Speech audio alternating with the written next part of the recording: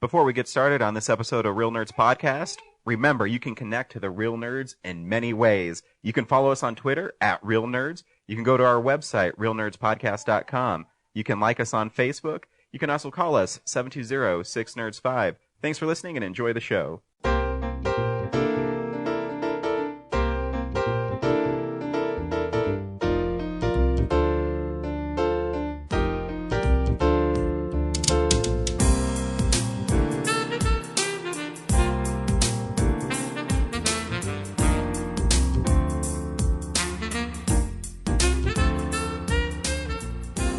Welcome to Real Nerds Podcast, unofficially the official podcast of Denver Comic-Con 2016 and beyond. I am Ryan, with me, finally again. It's James. Thanks, James, for finally showing up. You're welcome. Jerk. Hey, I'm going to miss next week. Are you really? Yeah, I am. I found out on Friday I got to go to that dumb sorry, somebody from work might be really. I got to go to that fantastic conference we do every 6 months. I wasn't scheduled to go this year or this time, but then somebody dropped out at the last minute and they were like, "Hey, James, you're good in a pinch." And I was like, "Fuck." So I have to go to Palm Springs, Florida, and spend California.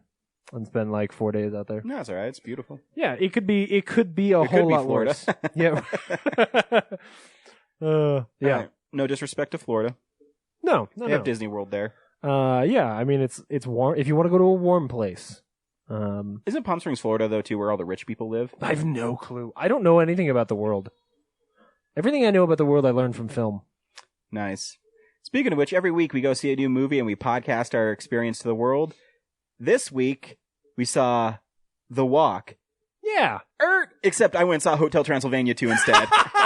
Did you really? I did. Oh, this will be fun. Okay, good. All right, cool.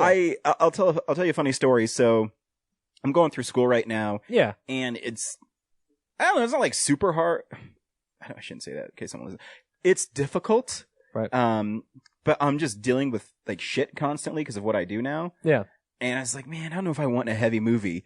And I literally was sitting here and I came home and after I was at school for 12 hours and I was looking at us and the only showing of The Walk was in IMAX 3D, which I probably should have saw. Yeah. But I didn't want to spend $20 on a movie. And I didn't feel that connected to it when I saw the trailers for The Walk. Totally. But I've heard I was really conflicted. I heard great things about it. But I was just sitting there and I said, I think I'm going to go see Hotel Transylvania 2. It's funny. I'm kind of really happy right now because there was a part of me, and this does not reflect on my opinions of the film, but there was a point in the film where I suddenly was like, because it was sort of my choice this week. And so I picked the movie because it was either The Walk or Pan or Sleeping with Other People. And Sleeping with Other People has been out for like a month and a half. And Pan, the trailer, like I went and rewatched it and it just looked like so much plasticky CGI stuff. So I was like, I really like Man on Wire. I'm really curious about The Walk, so let's go see it. But there's a point about like 20 minutes into the film where I just thought like, oh no, Ryan's going to give me no end of shit because he's going to hate this movie. So I still think you should see it at some point. Just because I want to know your opinion. Sure. But we'll save our real reviews for the end of the And show. Who knows? Maybe when I have a free movie ticket, I'll go see it. Yeah, maybe. I don't know. I just didn't. You're sitting there and you're just like, I don't know if I want to see this movie, and you have an obligation to the podcast to see it. Did you ever see Man on Wire? No. See, that you should definitely check that out. It's and one that's of those true for ones anybody. I always mean to watch. I think it's been on my queue in Netflix for like a year. Oh, I'm sure. Whether this movie aside, that documentary should be seen. Because even if you like this version of it, like seeing a real documentary where you're listening to the actual people tell the story and it's really well done. One of the best documentaries I've ever seen. So cool. Yeah. And so I was sitting there and I said, I'm just going to go see Hotel Transylvania 2. Cool. Because I just felt like I wanted to watch something lighthearted. Yeah, absolutely. And, well, that's fun. So stay tuned for that. And we also talk about movies we've been watching throughout the week, comic books, things that are coming out, box office predictions, and we're a movie podcast, movie news. Yeah. All the cool stuff. Cool things out of San Diego, New York Comic Con this week. Oh, yeah? Which is starting to get pretty big because, that's where all the publishers are. DC moved out to California. Yeah. I feel like I'm only half paying attention because honestly, I'm only playing Uncharted right now. Yeah. I'm not paying attention to anything. I was so excited when I got it Friday, and I didn't have a chance to play it Friday. Yeah. And so this morning, I woke up and I printed off notes for my midterm, and it was just like sitting there. I was like, oh, I'm gonna play this right now. Fuck it. Fuck studying. And I played it, and when that dun, dun, dun, dun, dun, Yeah. dun, and like this coin started spinning, I'm like, oh my god, I'm so excited right now. Yeah. And it's amazing. It's really great. I miss that game. I just threw it into crushing right away, and I'm like trudging my way through. I mean, trudging is hard. I'm pretty good at that. I played a lot of Uncharted back in my day. I have it on hard. I have to get back into the like. Oh yeah. You know. But it's still great, and one of my favorite moments in the beginning of the game is after Drake comes out of the World War II submarine. Yeah. And the guy introduces and says, "I know who you are, asshole." It's great. It's great. Oh man, I just got to. I'm a little bit further than where they introduce Eddie Raja. Mm-hmm. And then Elena pulls the wall out, right? Nice. And then you go on the truck chase. Oh man, I miss those characters so much. Yeah, where am I? I am. I just saw Elena filming people through the window, and Drake tries to talk to that dude, and I don't know what language he's speaking, but yeah, and he's like, haha, it worked, and then a bunch of them come in. He's like, shit. So I think it's chapter 5, maybe. Yeah, you're right around chapter 5. Yeah. I know that because I was going to try to get out of work earlier so that I could go home, play a little Uncharted before the movie last night, which didn't happen. And then we went to the movie, and then on my way home, I stopped by my parents' house for a while, so I didn't get home until like 11:30. James, could you do me a favor? Are you editing this episode? Yes. Can we play the theme to Uncharted for a few seconds? No, yeah. Because I want people to understand how epic this theme is, because I don't think I did it justice. I'll lay a bunch of shit underneath here. It'll be great. All right. I mean, that sucks because every moment that I spend editing this show is a moment that I'm not playing Uncharted. But still. I did like the touch of, I listened to a Film Explosion 95 when you added "It's not reality" after I said it's not reality. I like that touch. That was Sam Neill's. This is not reality.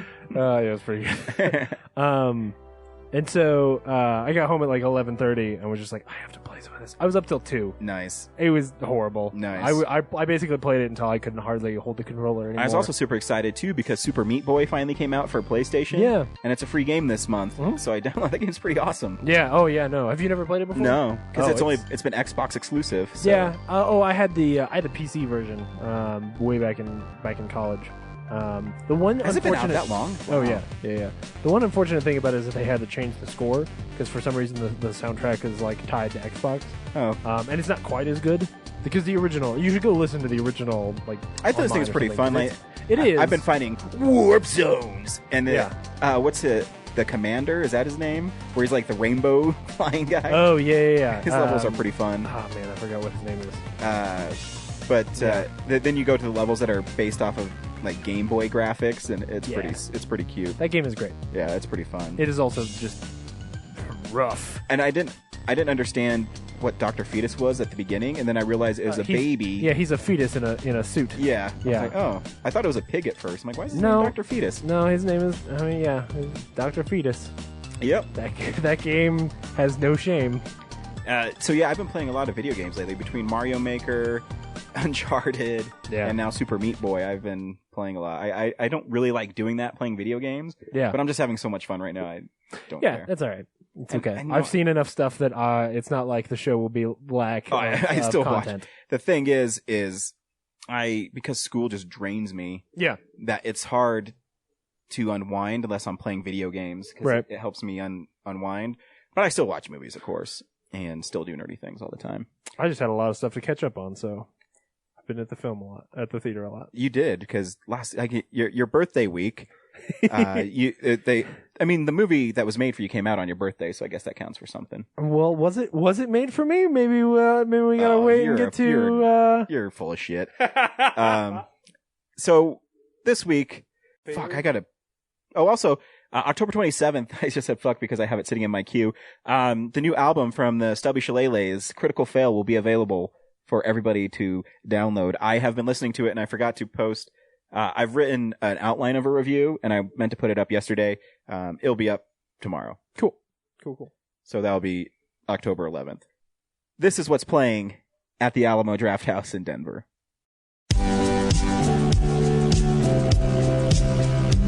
Today we're here to talk about a very, very serious choice that you all will face this summer. Yeah. Chances are that if you're in a movie theater, you may experience your phone starting to buzz. And chances are you may be tempted to take it out and to see what that person is saying. But surely it's a text that won't be able to wait until the end of the movie. Don't do it. Answering a text is a very serious choice, and when you do that, when you look down at that, you need to ask yourself, am I being a Do you want your kicked out? Because we will kick your We will kick it out!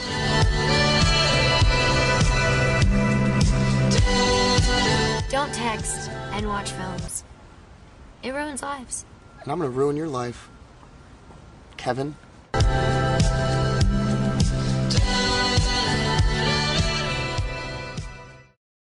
Cool. So next week we have Carrie. I'm guessing the original. Yeah, it is. Naruto, the movie. Naruto. Whatever. Some anime. The beer dinner is Rosemary's Baby with Avery Brewing. I will not go see. Yeah, no, I'm out. I fucking hate Roman Polanski. I know, me too. The food and film is the abominable Dr. Phoebes with Victoria Price. I have no idea what that is. Video Vortex is Soul of the Demon. That sounds awesome. There also is The Mutilator. Remember when I was talking about how I want to get that movie? Yes, that's right. The Hitcher with Robert Harmon, which is a pretty cool little thriller. Tough Guy Cinema is The Thing. Was The Hitcher's, it got remade like 10 years ago. Yeah, but this is the original. But you should see the original with Rutger Hauer. It's pretty good. I want to make sure I wasn't confusing that with like Hatchet or something like that. Deathline and Dead and Buried with Gary Sherman in 35mm. Cool. Cemetery Man, which is kind of a fun movie. That sounds awesome. Yeah, Cemetery Man. It's cool. And Girly Night is one of my wife's favorite film is Hocus Pocus. That movie's great. Great. I don't know I don't know why it's Girly Night. That movie was awesome when I was a kid. You know what? Whatever day it is, you can take my wife. She's really excited. So that's what's playing at the Alamo. I will look that up for my wife. I've probably seen Hocus Pocus a dozen times. Really? Uh-huh. My wife but I mean, they were all puts it when I was on a kid. every Halloween. My it's wife. a fun movie. Is They it? sing that song. There's a black candle that can only be lit by the fingers of a virgin. Remember, it has the horse in it too. What horse? Sarah Jessica Parker. Oh, well done, sir. You walked right into I that. did. I walked right into that. Oh, that was really good. So I was like, what? Was there like a nightmare in there? Like what? You know what they didn't mention is Deathgasm is also playing. I think that was. It's there right now. Yeah. That may have been Oh, maybe that was before. last week. Yeah, I do remember Yeah. reading that last week. Yeah. I really wanted to see The Final Girls because it's take off the 80s slasher film where the girl, but it's rated PG-13. I hate when they do that. Oh, yeah. That seems like they would be very limited in their ability to make a film about the girls in slasher films. Yeah. Considering that Lame. they are usually like naked and die in horrible ways. That's what I'm saying. It is Too bad. Sunday at 2 and 5 Tomorrow? no, next week. Oh, okay. The I 18th. am in Palm Springs. All right. So you have to actually entertain your wife. No, Sorry. I'll make one of her friends take her. Oh, man. I call it the Kelly Clarkson. When Kelly Clarkson came to town a few years ago, I bought my wife 2 tickets, and I gave them to her, and she says, "Oh, we're going to go see." I said, "No, you're going to take one of your friends." Oh, that's horrible. But I bought the tickets. That was nice. No, it's actually good. Wouldn't you 'Cause the truth rather is- go with somebody who cares? Yes. Yes. I cares about Kelly Clarkson, not cares about her. Yeah, I love her. That's why I got it for her. Yes. Kelly Clarkson or your wife? My wife. Oh, okay. Kelly Clarkson is really fat now. Whoa, man. If you're wondering, Inappropriate. Zach Eastman was supposed to be on this episode. Oh, he's still coming. So he'll be here later. Yeah, he'll just And- walk in. He'll And interrupt the show. they're filming a special thing. Yeah. They announced it online, right? Yeah. Okay. Yes. When we did Film Explosion 1995, we made this joke about a DJ called Raveheart. Well, you accidentally called it Raveheart. Yes. Is where it started. And because we did that, they decided that they're going to make it a reality. So they're filming Raveheart right now. I hope that his next short is Ghost Bear. Yes. Because I love his poster for Ghost Bear. That would be funny. Brad's really good at things. Yeah. When we had the Cry Wolf one, he just took a bunch of stock footage of wolves. So that would be pretty funny if he did it and just did a bunch of stock footage of bears. Yes. We'll figure something But out. like they have to be ghost bears. You have to go get stock footage of ghost bears. Well, Brad can, he can do it. He'll make them ghosts. Yeah. Anyways.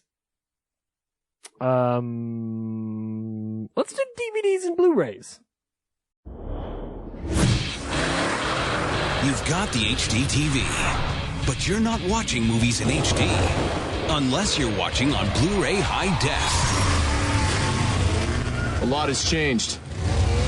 You're right. Blu-ray High Def gives you freaking awesome picture.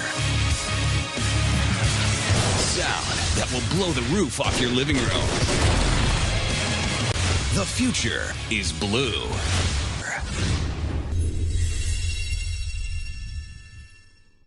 That was a horrible voice I just had. It was. I was really high. Let's do DVDs and Blu-rays. Let's go ahead and do that.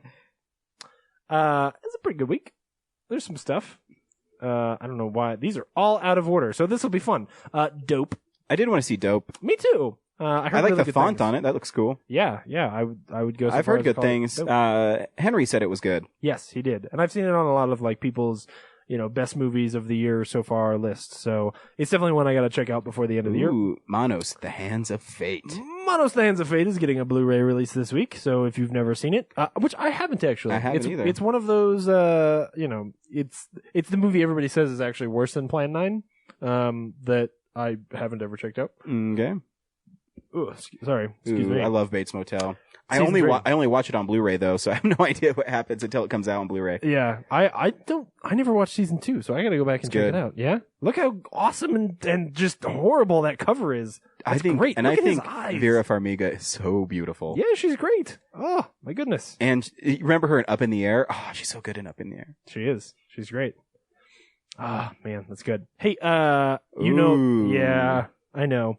So Justified is getting a complete series, in a cool book, collector's edition thing in an awesome book, and it comes with a flask that says Justified on it. Do you have a way to justify that purchase? No.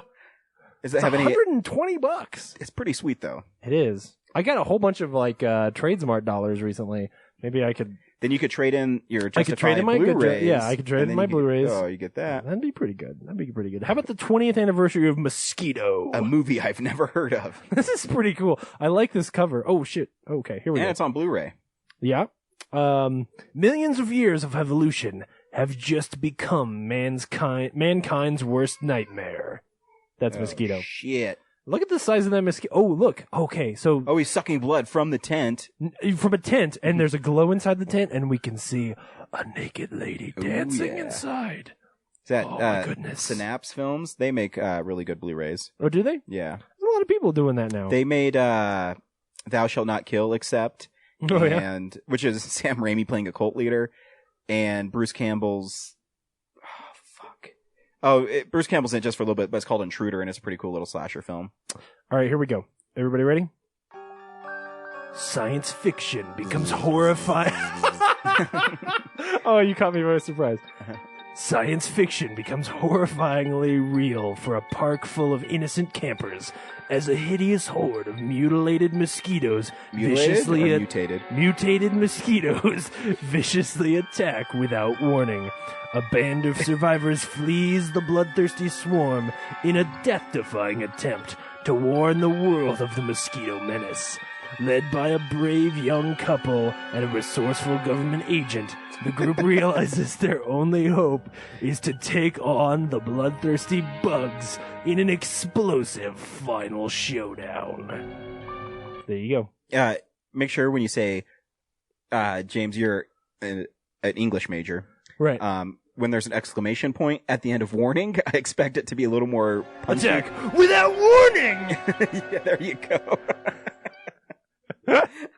Oh, That is awesome. How about we get to some actually good horror films? That cover is badass. Is that the original theatrical poster? Because that just makes me happy. I think it must be, or at least it's one of them. And I'm that's sure the there were a bunch. 1922? Is it 22? Because the 41 was remade. I think Claude Rains was. We should tell people we're talking about Lon Chaney's The Phantom of the Opera. That's a sweet Blu-ray digitally cover. restored 2-disc edition. I think it's a book. I think it's a book edition. Oh, that's pretty sweet. Based on the way it's yeah. It is a silent film. Mm-hmm. So that's pretty cool. That's actually worth checking out. Yeah, maybe so is Mosquito. Also great films. Witness, one of the top 10 best films of 1985. You can see Kelly McGillis's boobs in it. That's a really great movie if you've never seen it. Awesome and movie. The fact that it's never been on Blu-ray is a crime. So I would probably have to go pick that up. The complete collection of Mad Men is also coming out this week. So Very Ryan cool. can be really bored. Yep. I bet they're going to drink and about to do something, then do nothing. It actually does come with 2 glasses. Yeah, it's pretty sweet. Yeah, it's a nice looking case. There's also a pretty awesome collector's edition of Die Hard, which is it's the tower, Nakatomi Plaza, from the first film. So it's a big statue looking I'm pretty sure that's the 20th time Die Hard's been released in a collection. Oh, if not more. Yeah. All right, now we're getting into the real meat of next week because all of these things came out or got disorganized in my Chrome here. Aladdin, the Diamond Edition, comes out next I'm week. excited for that. I cannot believe it's taken that long for this movie to come out on Blu-ray. Yeah. Sleeping Beauty's come out twice on Blu-ray. Really? Yeah. Oh my goodness.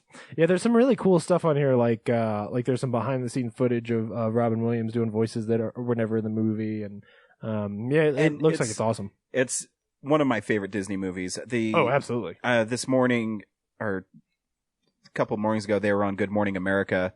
The gentleman who plays Aladdin and the lady who plays Jasmine, and they had Alan Menken playing piano, and they did a whole new world. It was pretty awesome. Oh, that's cool, Yeah. man. You've also got Tomorrowland. So anybody who didn't get a chance Disappointed! Yeah. I mean, genuinely, probably the most disappointing film of this year. It had so many chances to be cool. And it has so much cool stuff in it. It does. And the actors are all great, and everybody involved is so good. But here's the And it thing: just is falls on its when I face. saw that, I was like, "Oh yeah, that came out this year." Oh yeah, totally forgettable. Which is too bad. Close, Remember but how not cool quite. the robot girl is, and she kind of falls in love with him. Yep. And it's like a heartbreaking story. Yep. Oh, Almost. What an awesome movie. When it's $8, I'll get it. Unfortunately, I was more entertained by San Andreas, which is Fuck getting yeah, a Blu-ray release The this Rock week. rips a door off a car. It's pretty good, man. Yeah. He's flies ahead. He's like, I'm going to dodge this helicopter around these rocks. Yep. It's also genuinely one of the best world destruction movies I've seen. Oh yeah, no, it's definitely a good movie. In that really shitty tier of Roland Emmerich films. Yeah. I mean, I wouldn't necessarily hold it up against Armageddon. No. But it's still that the core 2012 Yeah. those movies. It's maybe the best of those. Yeah, I mean, at least he's dodging buildings collapsing, not the cold. Well, and he doesn't save everyone. Yeah. He only cares about a couple people. A lot of His people super just hot die. daughter. Yes, right. Yes. And she swims around and almost drowns, Yep. and then that Oh, British dude is come like, on. "I'm gonna fall in love with you." That scene where but she's like a badass. Yeah. He saves her once, and then she saves him the rest of the movie. But that scene where he's talking about how he couldn't save his daughter who drowned. Oh, dude, it's amazing. No, that was cheesy as shit. No, it's awesome. Anyway, and then I guess it's as a footnote, the last season of Mad Men is out this week too. So if you've already got them, you can get that. The Land Before Time, the original Land Before Time, is getting a Blu-ray release this week. Yep. I loved that movie as a kid. Me too. Ducky. I'm almost afraid to watch it now because I'm afraid it's not as good as I remember. I'm sure it's fine. You think? Yeah. All right, get a copy, show it to Kellen. Tell me. What you think. Well, yeah, but maybe one day when I'm never drinking ever and I'm drunk and on Amazon and I buy it. Yeah, maybe that'll. When are you ever drunk? I have never what drunk. world That's what I'm did saying. you just posit? That's what I'm saying. Okay, That's all right. why I'll probably. Well, maybe one day. Yeah, you'll I pick it up. I you'll like pick it up at dinosaurs. Trademark. Yeah, no, it's a good movie. It's a fun movie. Anyway, that is the Blu-rays this week. Cool. Since you're there, we'll go ahead and do box office predictions. Cool. Dun, dun, dun, dun. We have our own intro for it. I know. Show me the money!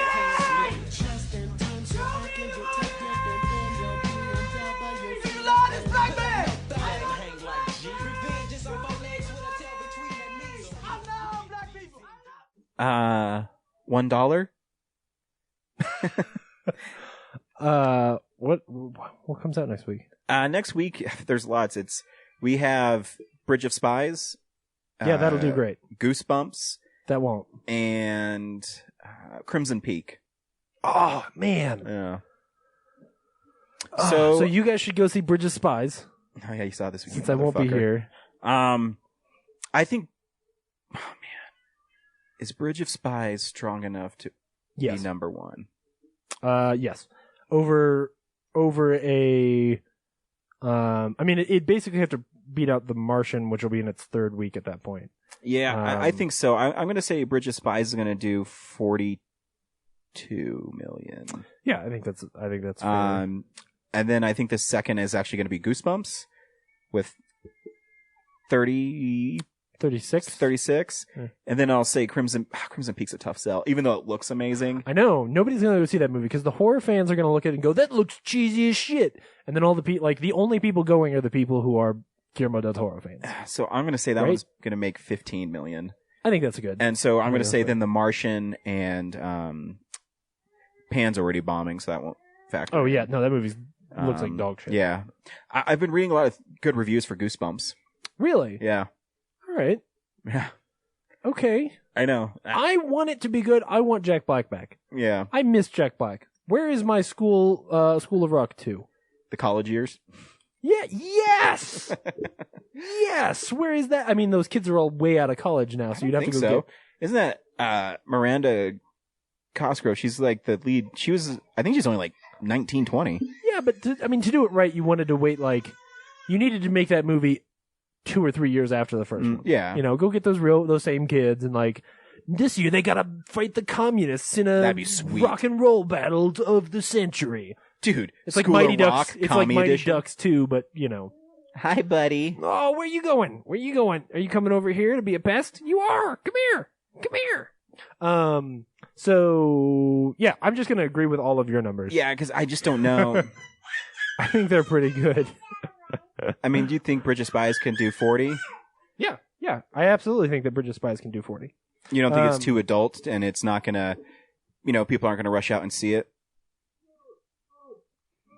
Because it almost seems like one of those movies that maybe will do like 25 million and then be in the top 5 for like a month and a half.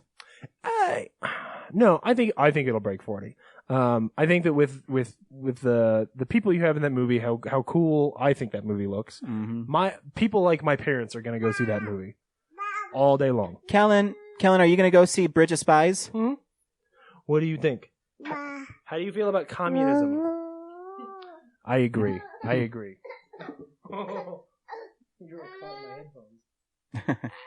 Well, Kellen said everyone go see Bridge of Spies, so...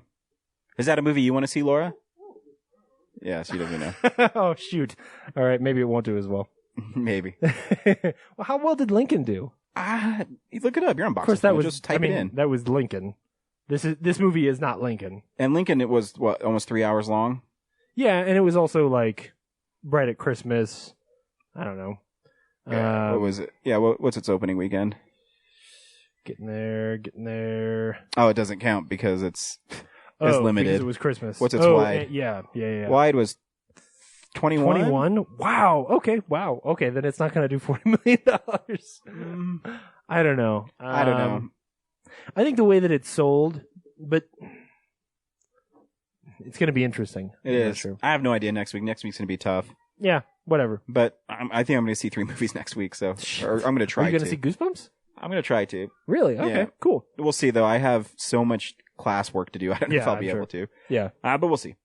So those will be our incorrect predictions. These are the movies we watched this week. Sweet. Oh, we got movie side! This is my boomstick! I love being a turtle! You're getting your wishes, so sit down! Great Scott!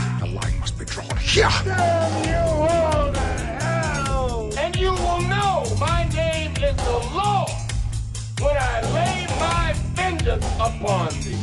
Now you're getting nasty. I didn't watch too much. Fear the Walking Dead ended, and Has it been good? it's been all right.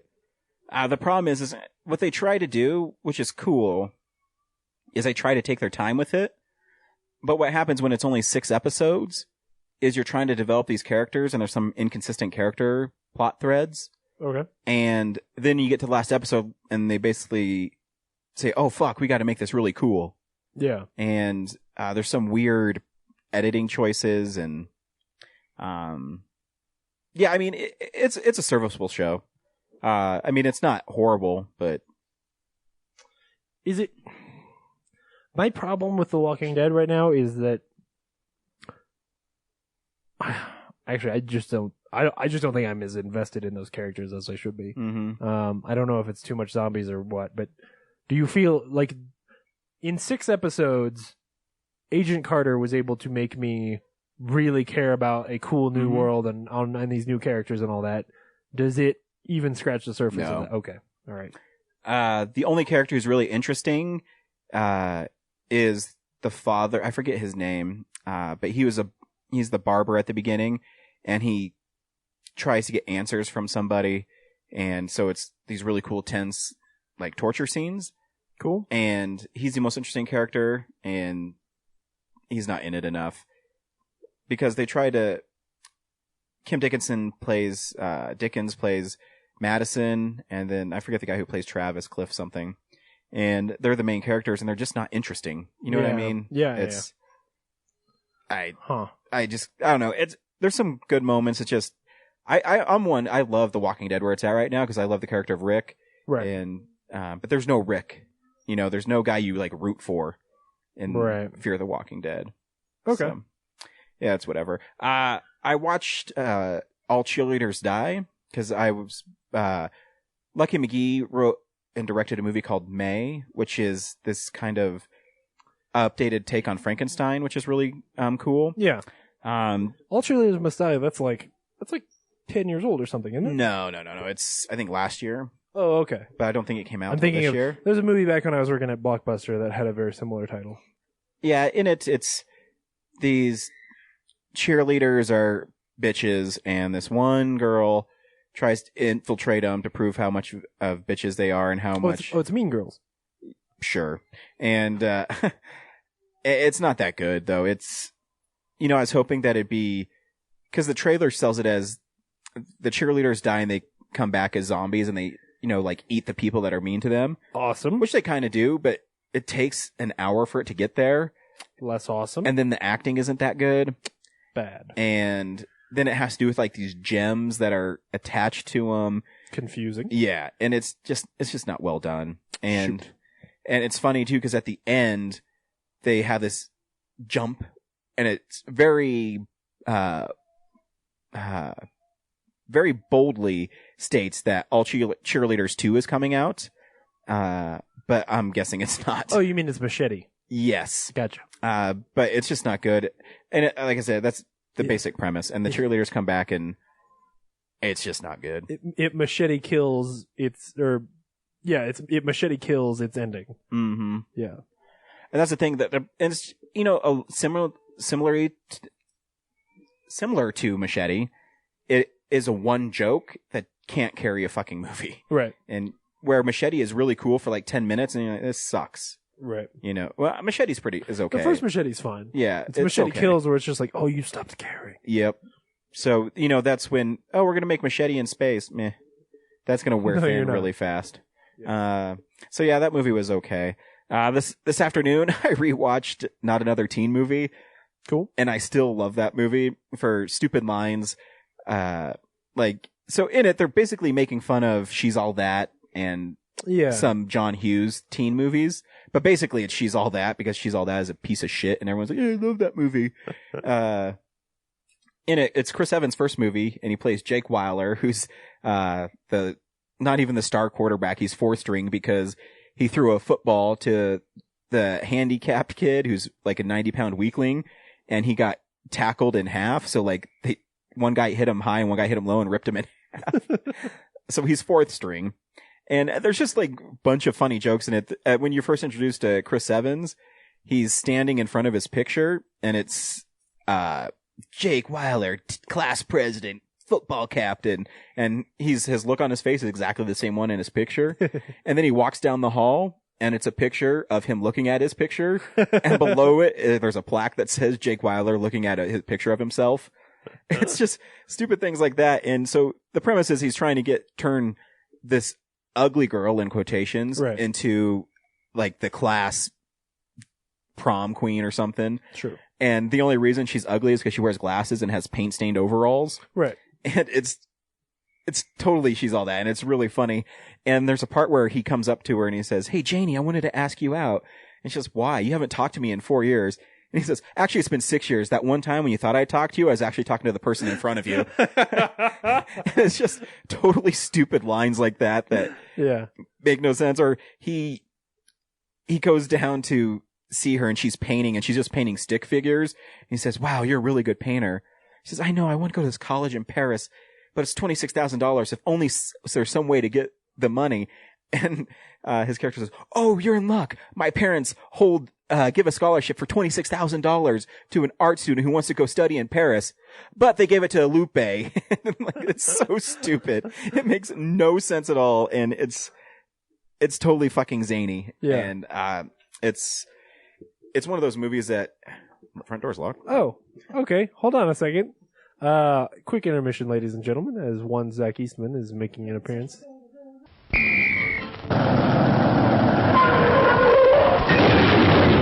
Mr. Projectionist, stop the show. Here's great news you ought to know. We've just got a shipment of taste-thrilled treats, all tip-top quality and delicious eats. There are hot dogs and popcorn and candy galore. There's soft drinks and coffee and a whole lot more. So direct your steps to our refreshment stand to enjoy the finest snacks in all the land.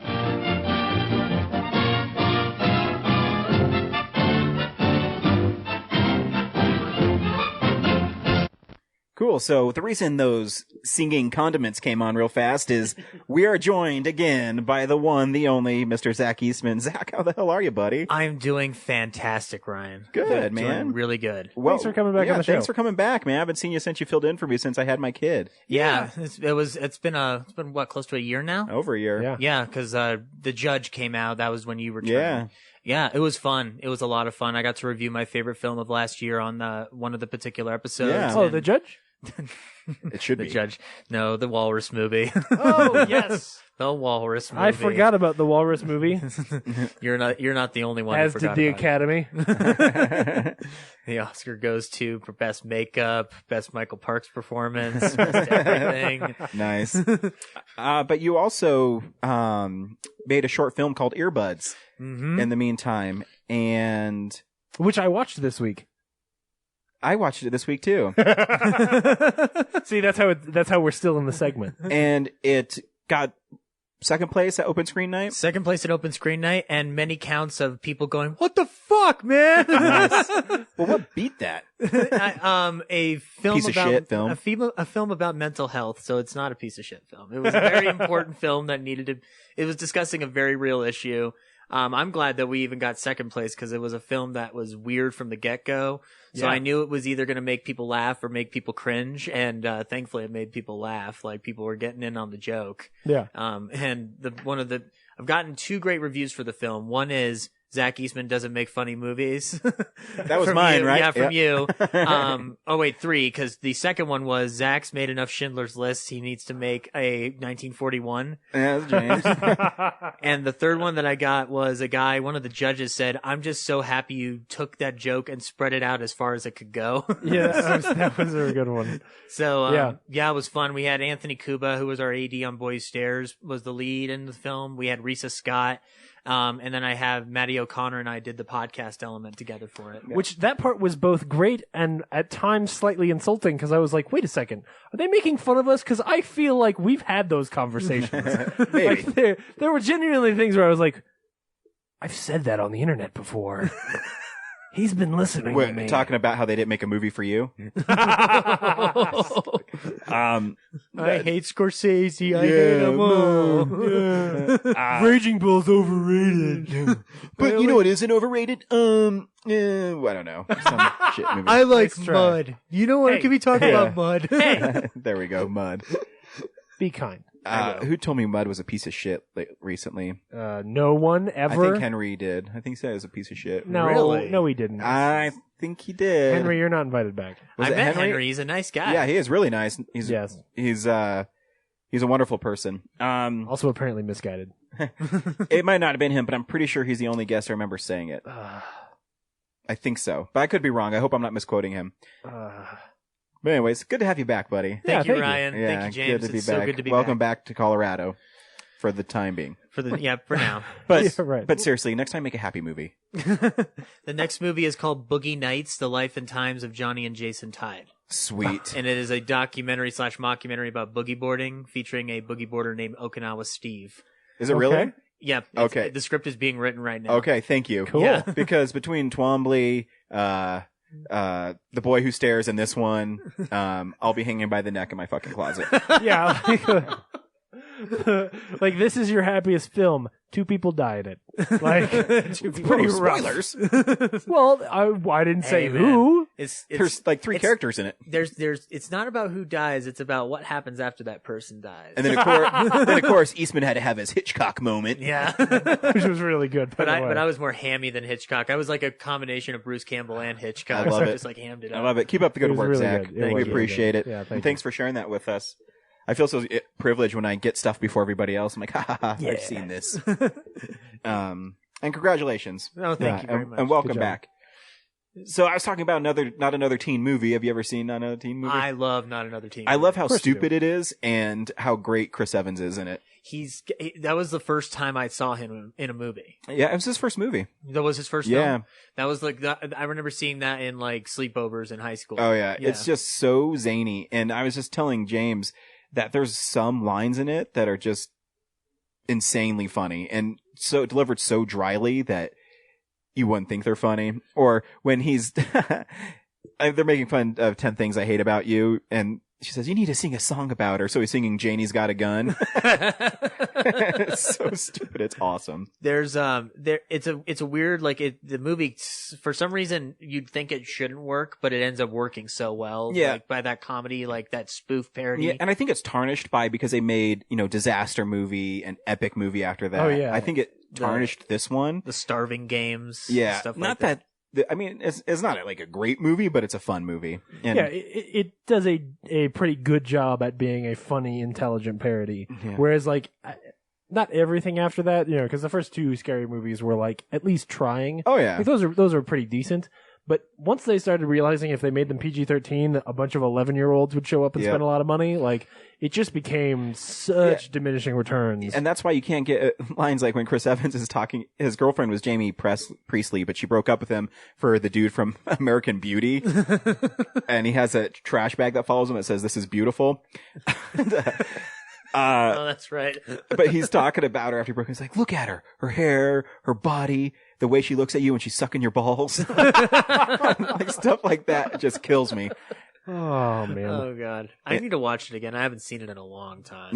It's probably been like since film school or something. We Yeah, really sit down it's and pretty watch it. silly.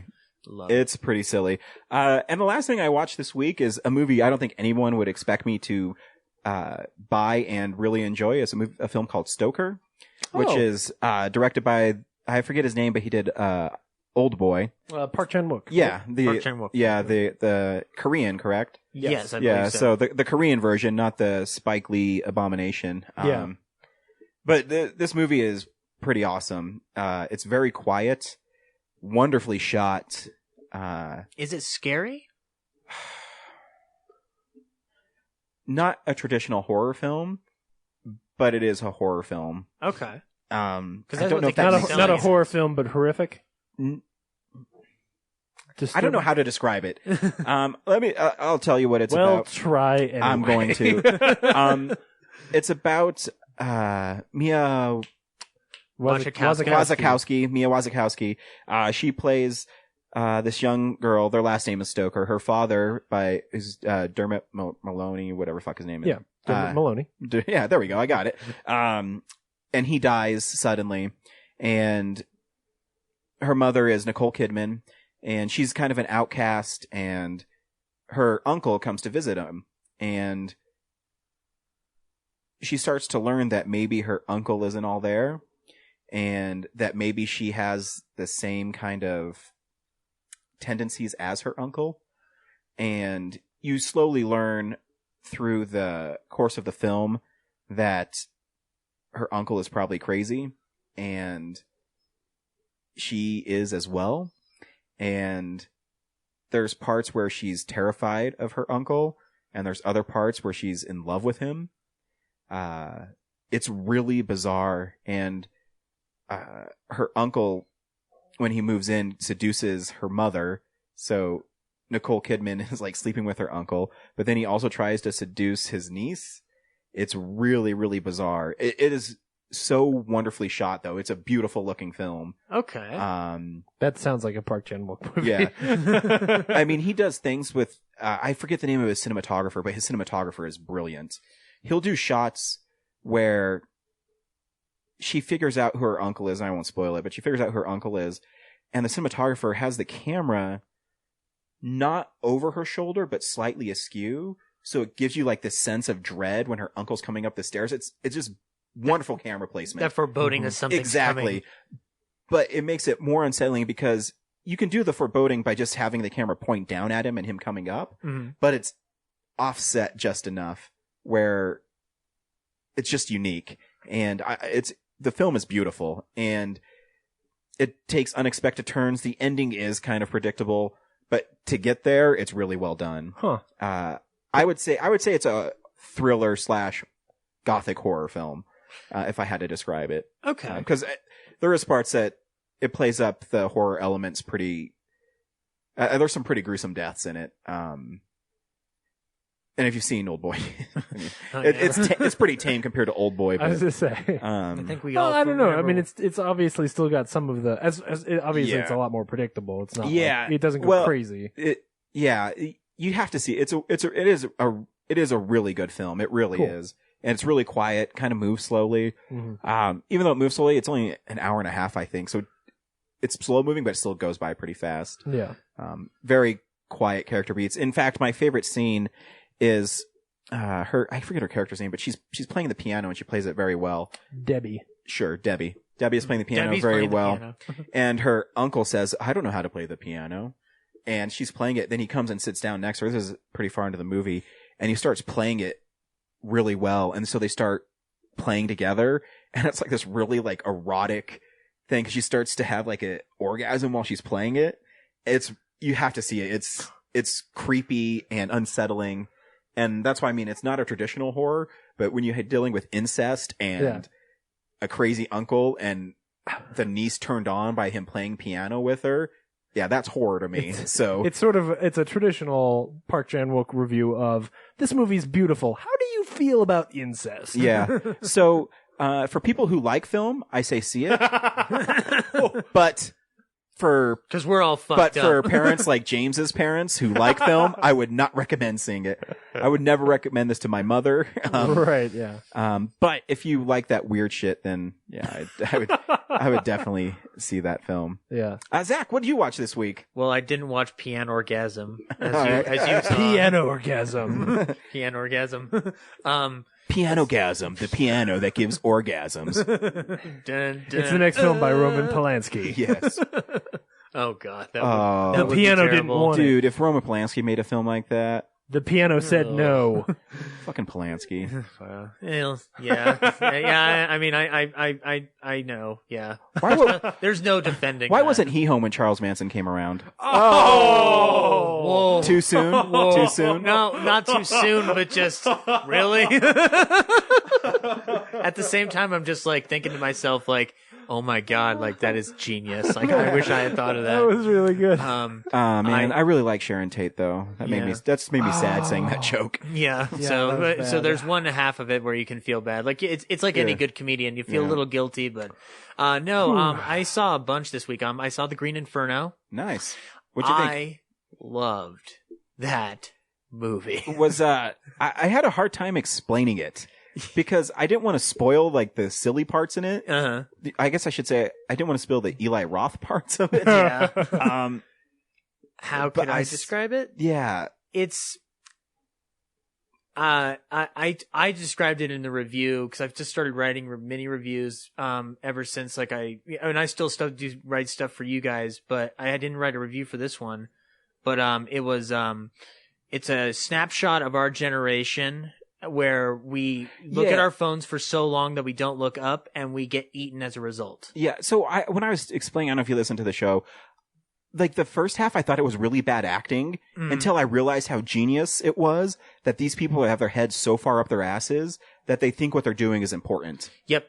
That's where I was getting the genius, because halfway through when you get to, and I'm not going to go into deep spoilers on this one like I would the other two films I'm going to discuss, but when you get into the Amazon and you're, when they're going down the riverboat, by that point, it just kind of dawns on you how much they're,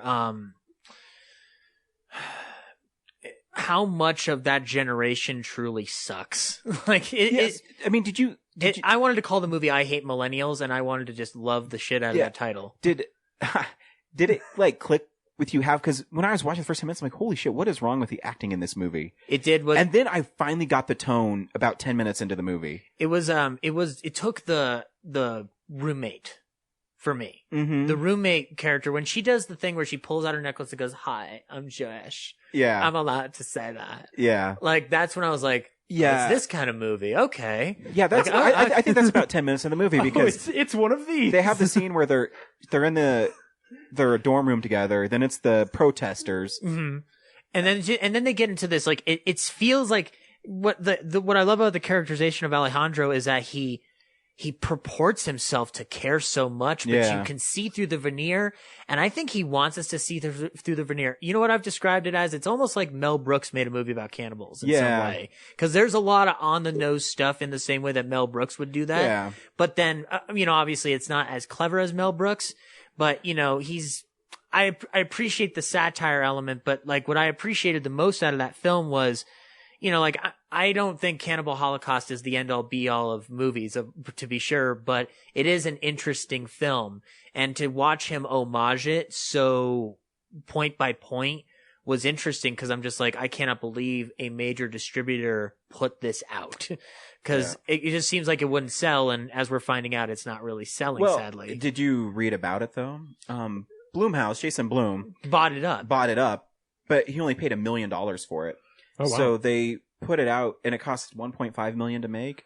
So they're in the hole 2.5, and he only put it out in 1,500 locations. And it's not under Blumhouse Productions. It's Blumhouse Tilt.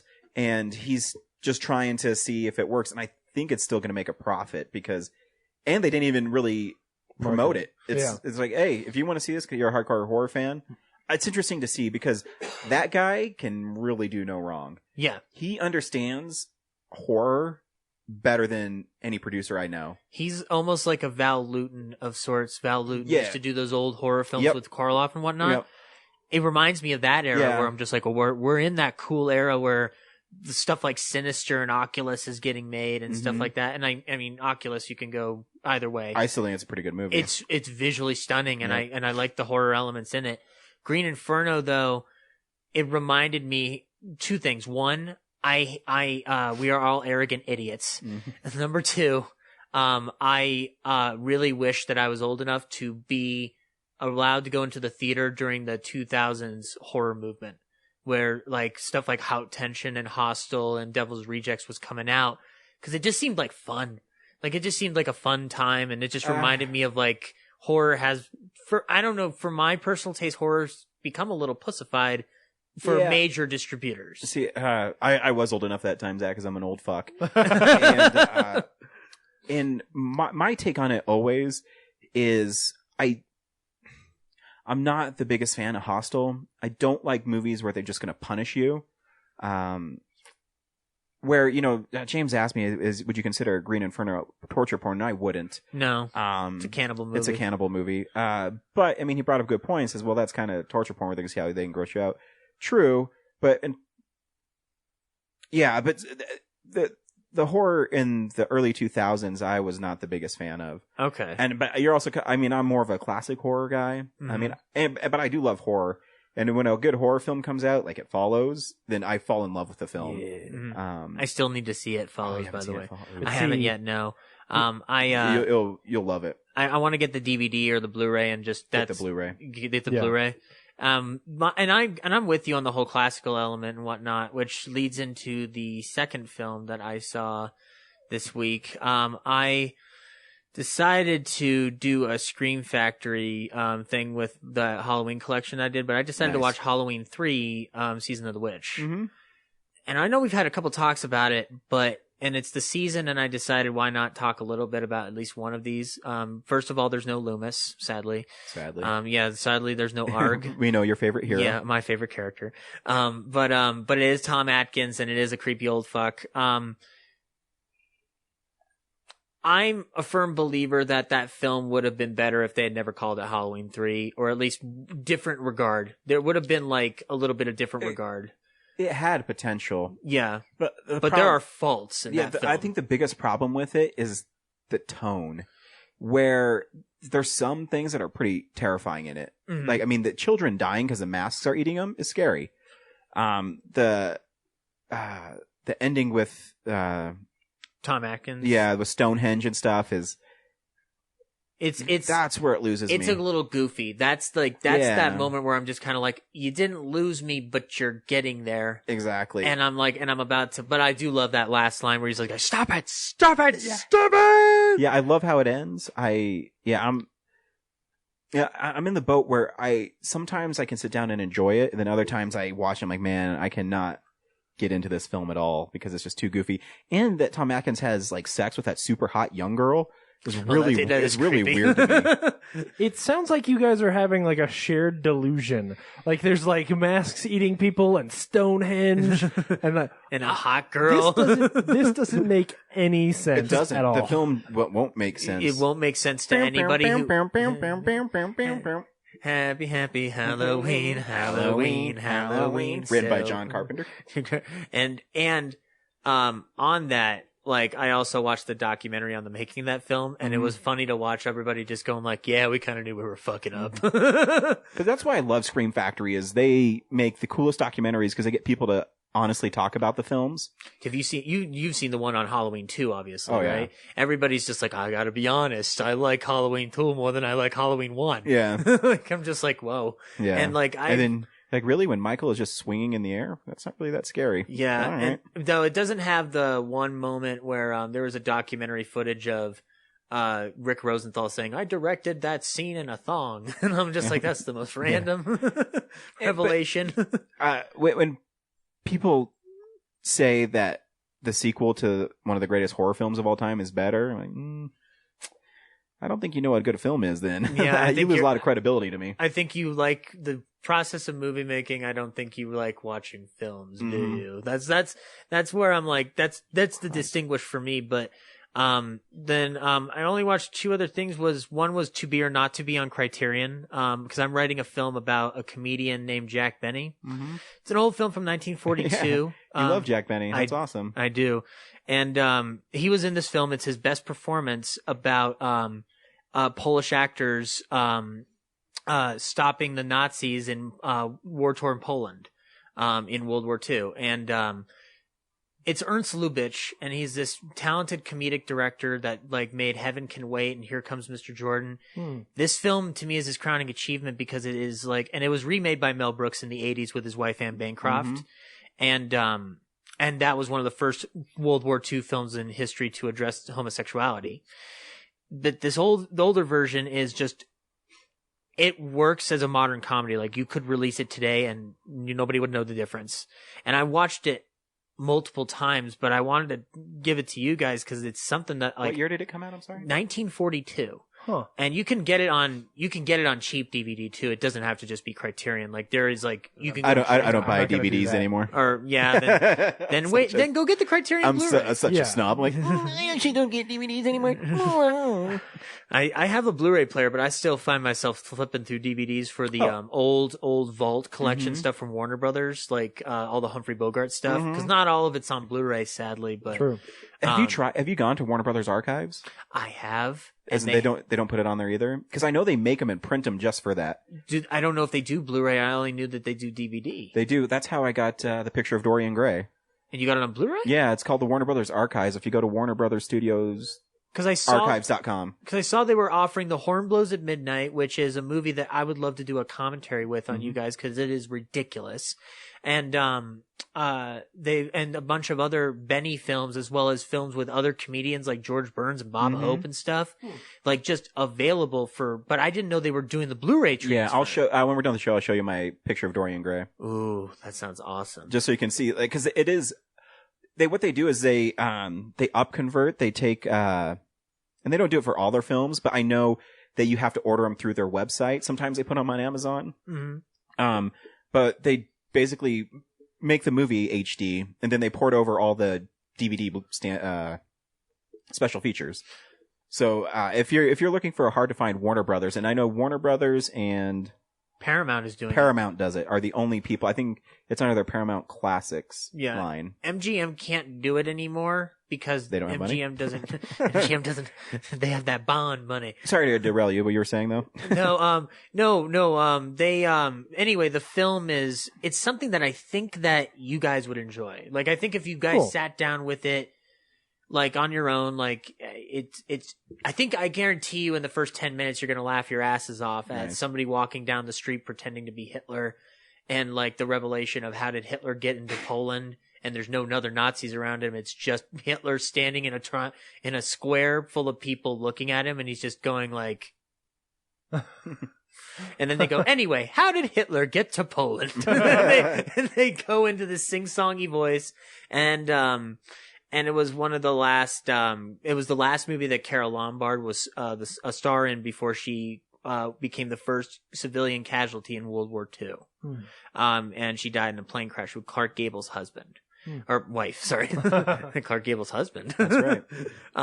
Then the last thing I saw was The Martian. Nice. Hey, I saw The Martian this week. Whoa, segue. I think we can just talk about it later then. We can talk about it now. No, because I screwed James because I saw that and Sicario last week. So we reviewed them on the show. So okay. So we can talk about The Martian. Now, I don't want to talk about any spoilers. If you want to, we can do a spoiler section sort of like post credits later. But yeah, I can do a spoiler free. Yeah, okay. That film how'd you like it? That film is so damn charming, it's scary. Prometheus lost me. I don't know what the fuck Prometheus was for me. I couldn't stand it. And I know you know what it was. We should talk. And I know we should over coffee. Fight. Andrew Bueno described Prometheus best, which it was as if though two stoners were sitting in a room and saying, "Hey, could God make a pizza so hot that he himself couldn't eat it?" No, that's not at all what that movie is. No, it was a funny joke for it, but sure. No, the movie's great. But anyway, Ridley won me back for my own taste with The Martian because I haven't seen Exodus, Gods and Kings, and I was not a fan of The Counselor. You won't love either of those. Well, especially you won't love Exodus, Gods and Kings. Okay, fair enough. But this film was like Matt Damon's performance. Like I don't know what happened to Matt Damon where he went outside of Interstellar, obviously. Yeah. But I don't know where he kind of went from movies for a little bit. It seemed like he kind of disappeared. Like for like a good couple of years, maybe. I think he just waits to get movies he wants to do. I think so. He's just bouncing around. But I missed him. Yeah, no, he's a great actor. I really missed him. He's a lot of fun in this movie. Oh gosh, he was so fun. Like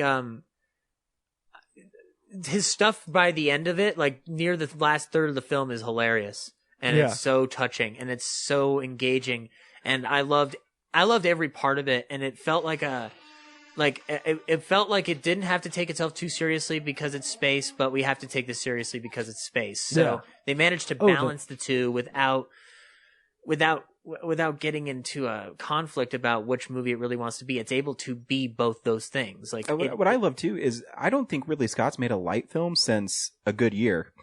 Which is a horrible film. Exactly. It's his worst film. Yeah. Oh yeah, because that's after Matchstick Men.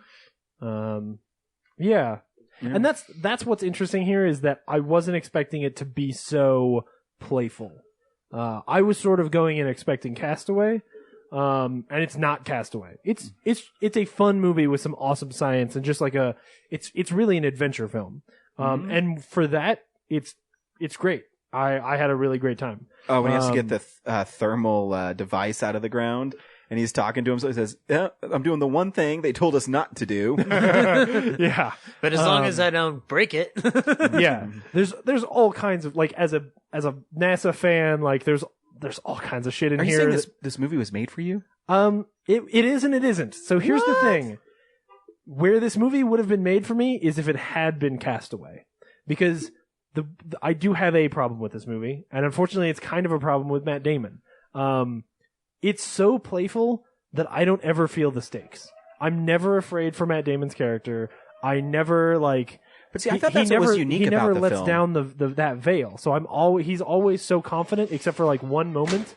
And so it just never quite. I don't know. It didn't make me. But it didn't make me cry. Shut up, James. You talked long enough. So I'm just kidding. You had all week. But see, I think that's what makes the movie good, and Zach, you disagree with me or not, is you always expect movies like this to be, oh, now it's another hardship. I hate my life. But that Matt Damon is the guy who's like, you know what? Fuck this. I'm going to science the hell out of this place. I'm going to do this. I'm going to make it happy. I'm going to try to rise above everything that's happening to me. I actually thought it was really refreshing because movies like that don't happen all the time. I absolutely agree. And what he described was, and I get where you're coming from, James, on it in terms of I don't feel the stakes sometimes. But I kind of didn't care because I was so in love with that character. And I put it in my review is that I felt so sad that I had to leave the theater because I didn't want to leave. I wanted to see more of this character. Like I was hoping that he would get lost somehow again. Agreed. And then I'd have to watch another 5 hours. Like that was how fun it was for me. Yeah, it is. I mean, it is a really fun movie to watch. He is this cool, like MacGyver-esque character that can like pull this stuff together. There's a moment where he digs something else out of Mars that I geeked out so hard. It was so freaking cool, and I thought it was such a neat idea for him to figure out how to find a different way to communicate, right? Like that whole thing. That connection was fun, yeah. Yes, like when they pulled that out, like I was like, I was a schoolboy. Like, I was so excited. I liked how they revealed it with Chichwa Elafor and, I can't remember the girl, Mission Control's name. Shoot, the girl from *Halt and Catch Fire*. Yeah. Yeah. She, they go into the kitchen and they're just looking at this picture of Mars and they're like sharpieing on it and they're just like, okay, I know where he's going. Yeah. which is a crazy thing, right? Because what that scene is, it was kind of maddening. That scene is he goes to the kitchen to get a map of Mars. They're at NASA headquarters. To get a map of Mars so he can draw a straight line across it and go, I know where he's going. But it was still fun. No, it's a well done scene. There was just this moment afterwards where I thought back on it and I was like, wait a second. Why did he vandalize their art? Because he'd probably have to get clearance to get that picture. And it'd take more time. Oh, there you go. Nicely done. All right, I like that. Yeah, I'll buy that. Yeah, gotta break the rules, guys. Sometimes you gotta break the rules. And that was that's all I really saw. I love The Martian. Though. I did too. It was so much fun. It definitely entered into my top 10 of the fair. Oh wait, I'm not gonna talk too much about this, but watch Electric Boogaloo, the Canon documentary. Okay. Is that a movie about? If you love 90s action. If you love 80s and 90s action and you love stories about insane people, you're going to love this movie. And all I need to do to review the film is say, winner takes it all, loser takes the fall, Cannon's greatest year. Wait, so it's not a documentary about the making of Breakin' 2? It is. But it's also about the making of every other film Cannon made, from their Hercules movie to I Married a Shiksa to What was the last movie they made that bankrupted them? The Forbidden Dance. That's right. The Forbidden Dance, which was released at the same time as Lambada, and it was both of them had already split at this point. Golem and Gollum. I'm trying to remember. Golan and Globus. They had split at that point. So Canon put out the Forbidden Dance, but they had the rights to the song Lambada, and the movie Lambada was produced by the guy who had left, and they conflicted with each other, so they ultimately Canon just went under the tubes. But it is like, you know, like it was just perfect. Like you learn about the history of the movie Cyborg, which was interesting. You learn about the history of Death Wish 2 and realize that Michael Winner is probably about as Roman Polanski as you get because he's such a creeper. Yeah. But yeah, just check that documentary out. It's on iTunes. Easily one in my top 10 films of the year. Cool. Very cool. Yeah, so I saw The Martian, which I liked. I also got a chance. We'll just get this out of the way. So today I went and saw Sicario as well. No. Okay. I'll save that for later. What did you think of Sicario? So there was a point early on. Well, no, I'll just say this. Near like the end of the first act, there's this scene where her partner is there, and he goes over to these people and is like, "What the hell is going on?" And it was the most cathartic scene in the movie at that point, because I was in the same place where I was like, the movie's so quiet and it so refuses to tell you what it's about that it's agonizing for a while. Like, it's kind of annoying even. Like, very different from Prisoners, where Prisoners tells you, like, this is what we're doing, and then it sets up the tension. I actually, now that I've seen the whole film, I think the movie would be more tense knowing where it's going and what it's going to try to do. Really, it's so funny. We have totally different views on that, is where I actually think it's pretty cool because they put you in Emily Blunt's character's shoes, where you're like, you don't even know what the fuck you're doing. You're just going from place to place, and you're put in these situations, and they're telling you to do stuff, and you're questioning, you're like, why the fuck is she doing this? Why? And then as I'm watching, like, oh, you are put in her shoes because she doesn't know what she's doing. Oh, no, I don't disagree with you. I think it's a cool thing that the movie does. Mm-hmm. I'm just saying it's also agonizing. It is. It's one of those things. Because it's like... See, I love the film, but when you're watching it, you keep on watching it, and through the whole point, you're like, did I miss something? Yeah. Am I... But it's so well done because... And they even set it up because when she's in the headquarters and her partner are sitting out there and they're in that glass room and you see the guys talking but you can't hear what they're saying, but they're all looking at her. Yeah. And she's like, what is he talking about? Am I in trouble? Yeah. Did you do everything in the book? Yeah, I did everything by the fucking book. Jack Bristow's there. Yeah. Oh, so good. Yeah. Yeah, I think... Victor Garber. So full disclosure here, I think I'm going to have to watch the movie again. I really liked it, and I like it a lot in theory. Mm-hmm. I don't think it affected me, and unfortunately... So, here's the thing. I'm very spoiled. And this movie is not playing... Yeah, his mom gets him whatever he wants.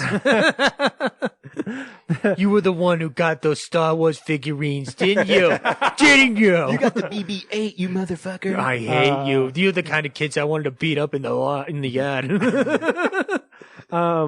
So I had to... This movie's not playing at the Alamo, so I had to go to an AMC. Mm-hmm. And the AMC has stepped up its game a little bit, right? Like, they got rid of the obnoxious little bouncing ball minion knockoff things that they had. It's still like a really sterile introduction, and like it's kind of passionless, and I just don't like it as much. But it's at least not as obnoxious. There's still commercials beforehand, but whatever. But I swear, so this guy, 10 minutes into the movie, comes in. He's got like a little bag with him.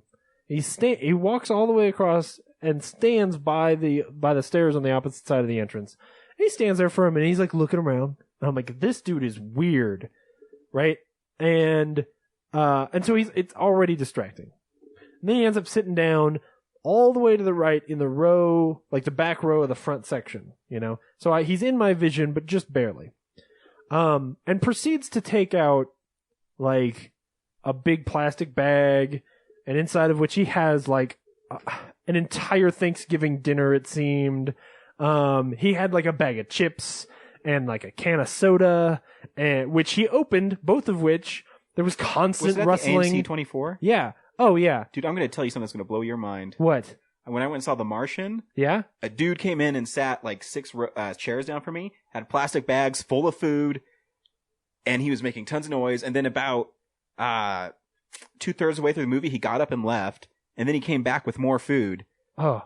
And it might be the same guy. So this dude, like, there was one point where I was like, is this a homeless man who's taking a shower in this theater? Like, because I swear he had like a spray bottle or something. Like every now and then he'd spray shit with something. Maybe it was a salad dressing. It might have been a salad dressing or like some Or I can't believe it's not butter. Fit vegetable washers. Yeah, he was cleaning his vegetables.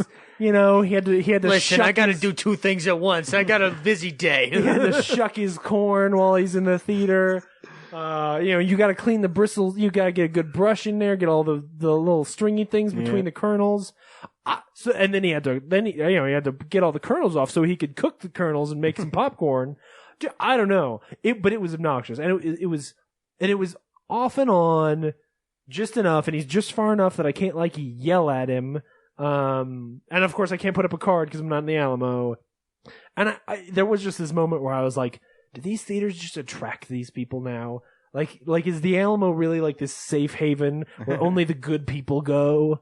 But it was distracting enough that I feel like it kept the movie, because one of the worst parts where it was happening was in the Juarez scene, right? Which is a great sequence.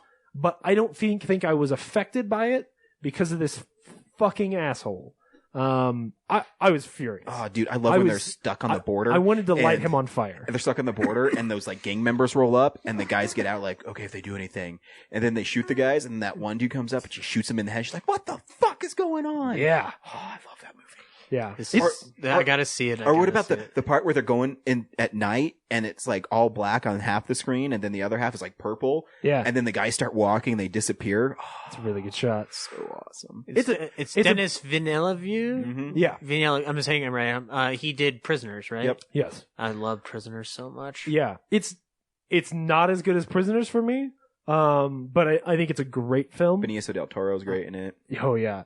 That's the thing. I think the whole third act is so strong that as you start to figure out what's actually been happening, like all this stuff that you feel like you've just sort of sat through and you don't know why it was there, all of it has a purpose. It's saying the something. dinner scene. Oh, the dinner scene's great. Oh, it's just brutal. And you, it's so good. When it comes up, like, similar to Prisoners, this movie is extremely conflicting. I would even go so far as to the scene right after that in her apartment is extremely conflicting. It's a scene where it's this scene where you understand both of their points of view, and they both have extreme points of view. Or not even extreme. I think hers is actually very reasonable. I think so too. But the point of the film is that, it's a movie that starts with something extremely grotesque, right? Yep. What they find in that house, and I will say the number of like, well, there's like 25 here and 14 over there, and like, and we haven't got to the attic yet. Right? Yeah, we haven't even finished searching. There could be 50 of them in here. Like that thing. It goes by and you almost don't realize at the time how horrific that is.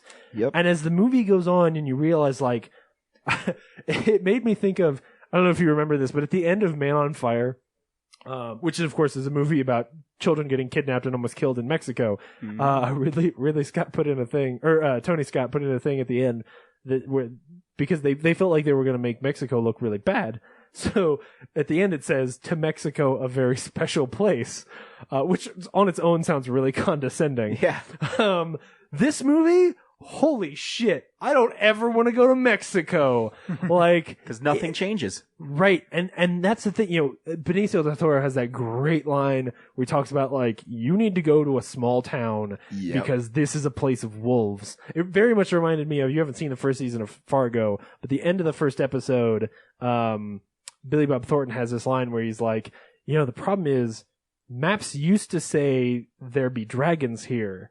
They don't say that anymore, but that doesn't mean there aren't still dragons. And it was a very similar line where he says this thing, and it re-encapsulates everything you see, and you realize, like, holy shit, like, yes, ethically, you think a certain thing should, like, you think it should go this way, but you kind of think he's right. Yeah, and then it puts a whole new thing on it when any kids, she married. Right. They set her. I'm not gonna say it, but it's the movies. I wouldn't be standing on balconies if I were you. Fucking love this movie. Yeah, it's really good. And the more I think about it, the more I think it's gonna be one I really love. I just unfortunately have to sit down in the dark and watch it again. Yeah. Your Sicario episode went up today. I believe. Yeah. I need to hold off on listening to that Dude. episode before I see the movie. No, this is 100%. Do not dare hear what this movie's actually about before you see it. Going cold? Yeah. Oh, yeah. Because are we confusing you when we're talking about it? Oh, yeah. I have no idea yet what's going on. Because I haven't even seen a trailer for it. I just knew that it was the director and Emily Blunt. See as little as you can. Yeah, I mean, the movie's grotesque and it's tough. It's a tough It's like film. Prisoners. It's not. Yes. It doesn't shy away from the bad things. Yeah. Because they exist and it's awesome. He's like a dark Jason Reitman. And I say that because the thing I always say about Jason Reitman is he makes films that ask questions he doesn't know the answer to. Mm-hmm. He's very upfront about that. This is the same thing. Oh, yeah. Only the difference is that he asks dark, horrible questions that he also doesn't know the answer to. Mm-hmm. And so it just leaves you, just like Prisoners, it leaves you in this place where you're like, I don't know who I agree with, but I love the film. Yeah. It's a great movie, and the more I think about it, the more I really appreciate it. Yeah, I love that movie. It is just not. It's not as fun and I saw that fast paced as The Prisoners is. I saw that same day I saw The Martian. Oh, so I saw The Martian first, and then I went and saw that. It's like, whoa. You did it the wrong way. I saw two totally different films. yeah. You should have flipped the two. Yeah, but I loved that film. It's like, I'm going to go watch Babe and then The Crying Game back to back. Right. It's definitely in my top 10. I'm not going to say where. Yeah. But it'd take a lot for it not to be in my top 10 at the end of the year. Oh, yeah. Yeah, I mean, I'm going to have to rewatch it. In fact, I was telling Henry last week, I don't know if I said it on the show or not, but I made a pact when I saw Zombievers that I'd keep it in my top 10 just to give it, like, notoriety. I don't think I can do it anymore. Yeah. I have a movie that's, every year there's that. My top 10 slot always ends up being saved for something that I want to just get notoriety to, right? That's how, like, Hansel and Gretel ends up in my top 10. Mm-hmm. I have a movie that I'm holding on the back burner. Yeah, so we'll see. I think I've got one or two of those in my list right now because I did a halftime report. Mm-hmm. Yeah, and they're ones that I really hope stay in there. Like I'm just there's some movies of yours I really hope fall off your list. Yeah, I know, but like I think the one that we were talking about is the one that's going to be knocked off in the next couple of weeks because there's some really good stuff coming up. But I do like that movie, Black Mass. So, but I mean, my wife is pissed at me because I haven't taken her to see that yet. It's good and I think it's fun. The contact lenses make a much better performance in The Walk than they did in Black Mass. We could go on that forever. Yeah. Best performance by contact lenses in 2015. Yeah, The Walk. goes to Johnny Depp. What else you? So I do have some other stuff. So we should keep moving. So I also got a chance to go see Bridge of Spies. Which are you guys seeing that next week? Yeah. Okay. Cool. Well, so I'm going to. I will just go over it quickly. I don't want to talk too much. I cried. Movie's great. I will say there was a point at which I was like, man, this might be the weakest Steven Spielberg movie I've seen in a while. It's shot brilliantly. The opening sequence is it's fantastic, and you'll appreciate this because you'll have the same thought when you see it.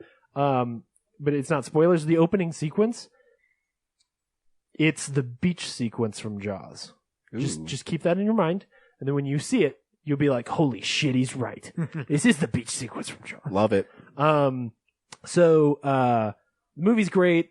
It just sort of it's hitting all the beats that you think, right? So it almost feels predictable at a certain point, and you're just like, "Okay, you're doing a really great job, Steven. Like this is great.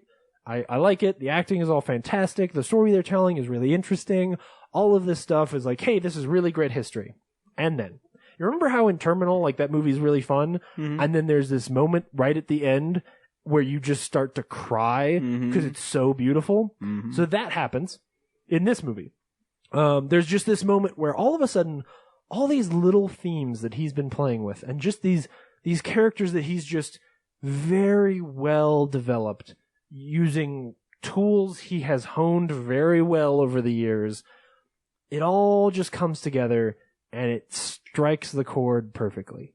I think this movie is, it's still going to be one of the best films of the year. It may still be one of the weakest Steven Spielberg movies. It'll still be one of the best films I see. It's just really moving.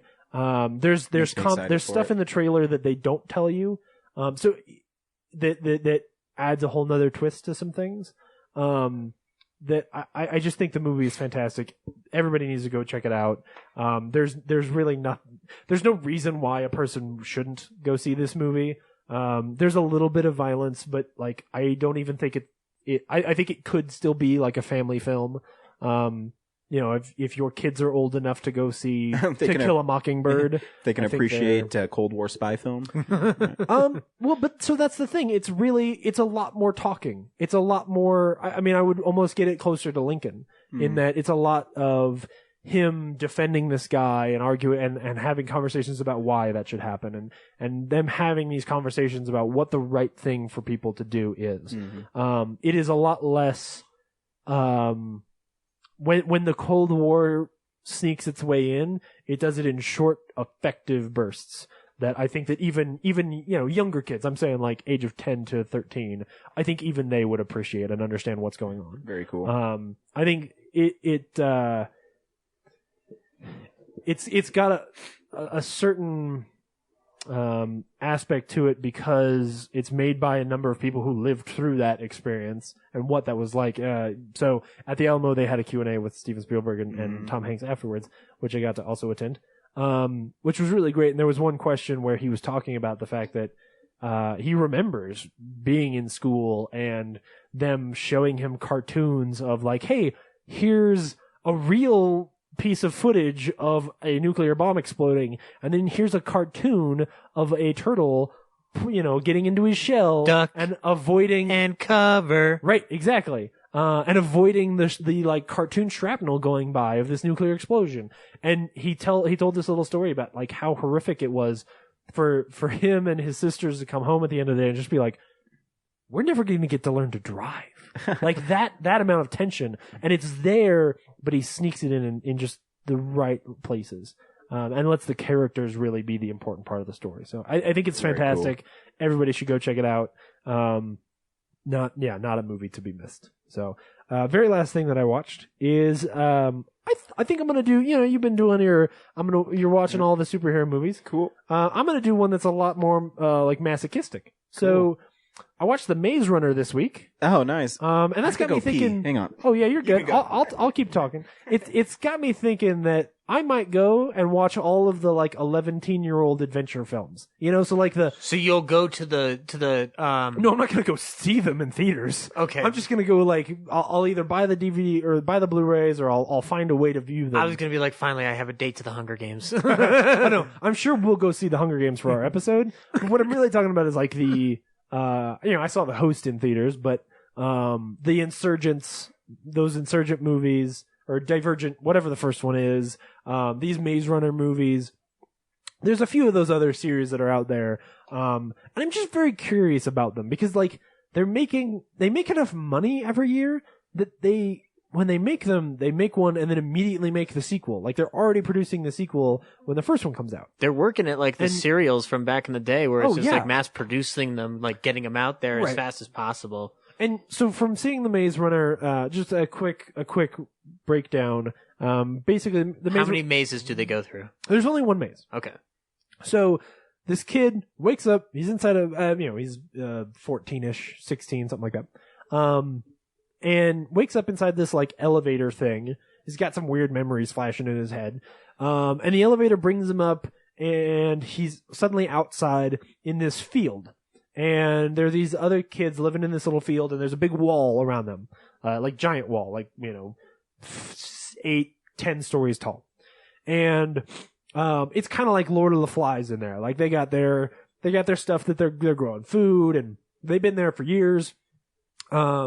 And their little spot in this little field that they're living in, it's all on the inside of this big maze. Mm-hmm. And there's these doors around the outside of the field, and the doors open.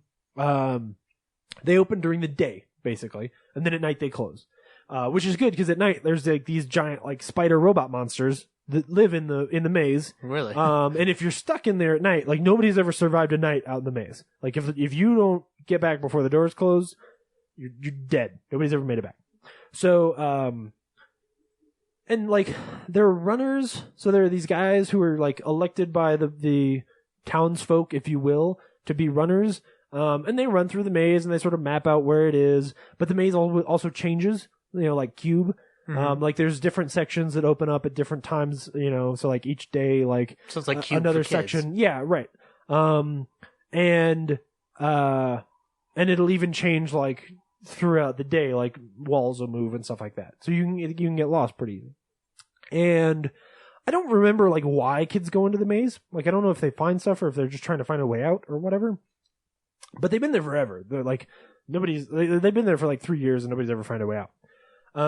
So this kid, like, in basically 12 hours, just fucks everything up, and all of a sudden, like, the whole town is divided because he, the one guy who's like the leader, he and his friend, they're out running, and they come back, and like the leader's hurt, and this friend of the leader is like trying to get him to the gate before it closes. And our hero guy, he's standing there, and he's because he's not a runner yet, and he's watching the gates close, and the hero's the leader guy's on his way out, but he's not gonna make it. So our hero runs through the gates and lets the gates close behind him, and now he's locked in for the night with the leader of the village and this other friend. And they're like, well, and the guy tells him, he's like, you just committed suicide, like we're all gonna die because we're all gonna get killed by these things. And so of course, cause he's the hero, like they run around for a night, they run into the big robot spider things for the first time, which have some dumb name. And he ends up finding a way to kill one. He tricks it, because he's able to run faster than the giant robot spider thing. And so he runs down a hallway that's closing because the maze is moving. He runs down a hallway, the spider gets killed. And they survive the night. And that's the first time anybody survived the night. It's like he's the one, right? Neo, we'll call him Neo from now, right? So Neo now, he's like, because the leader is like really hurt, and he's having weird visions about shit. Everybody who gets scratched by these spider things starts having weird visions. One of them even like tries to kill Neo because he gets scratched by this thing, and he's like, I saw you were there, man. And you're like, what the fuck is this dude talking about? Like, Neo just showed up. What, So there's like something, wherever Neo came from, like something's going on there too. Like it's got something to do with why these kids are trapped in this maze thing. So there's a bigger plot. Yeah, like there's some, well, there better be. Otherwise, why the hell are these kids in this maze? It could be like a kid version of There Will Be Blood, where it's just about utter sadness and despair. No, like no, isolationism. No, don't worry. There will be a giant block of exposition at the end of the film to explain it to you. Oh, good. And then that kid who's like, who first had the vision and tries to kill Neo, like there's this kind of brutal scene where the kids totally Lord of the Flies him, and like they get their sharp sticks and they force him through the gates right before nighttime, and he of course dies. He gets killed by one of the robot spiders. You're like, holy shit! Like, okay, this is like 10 minutes into the movie. Produced by John Peters, right? John Peters presents The Maze Runner. So a Tim Burton film. So are you liking these films? No, they're not good. Okay.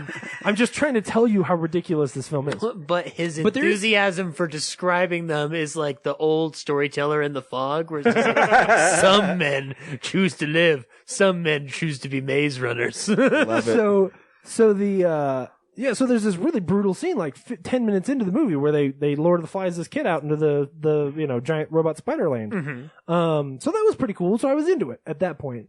But it's full of all this like weird exposition. There's this one annoying kid in town who's like, you can't. He's totally mad because the guy killed this robot spider thing, and he's like, "What are you doing? Like, everything's gonna go to hell now. They're gonna be mad at us. Like, we had this truce before where they didn't ever come into our village." And sure enough, he's right. Like, they end up opening the doors during the night. Like, the doors get left open and spiders come in and kill some of the kids, which this movie at least has that over like the Hunger Games.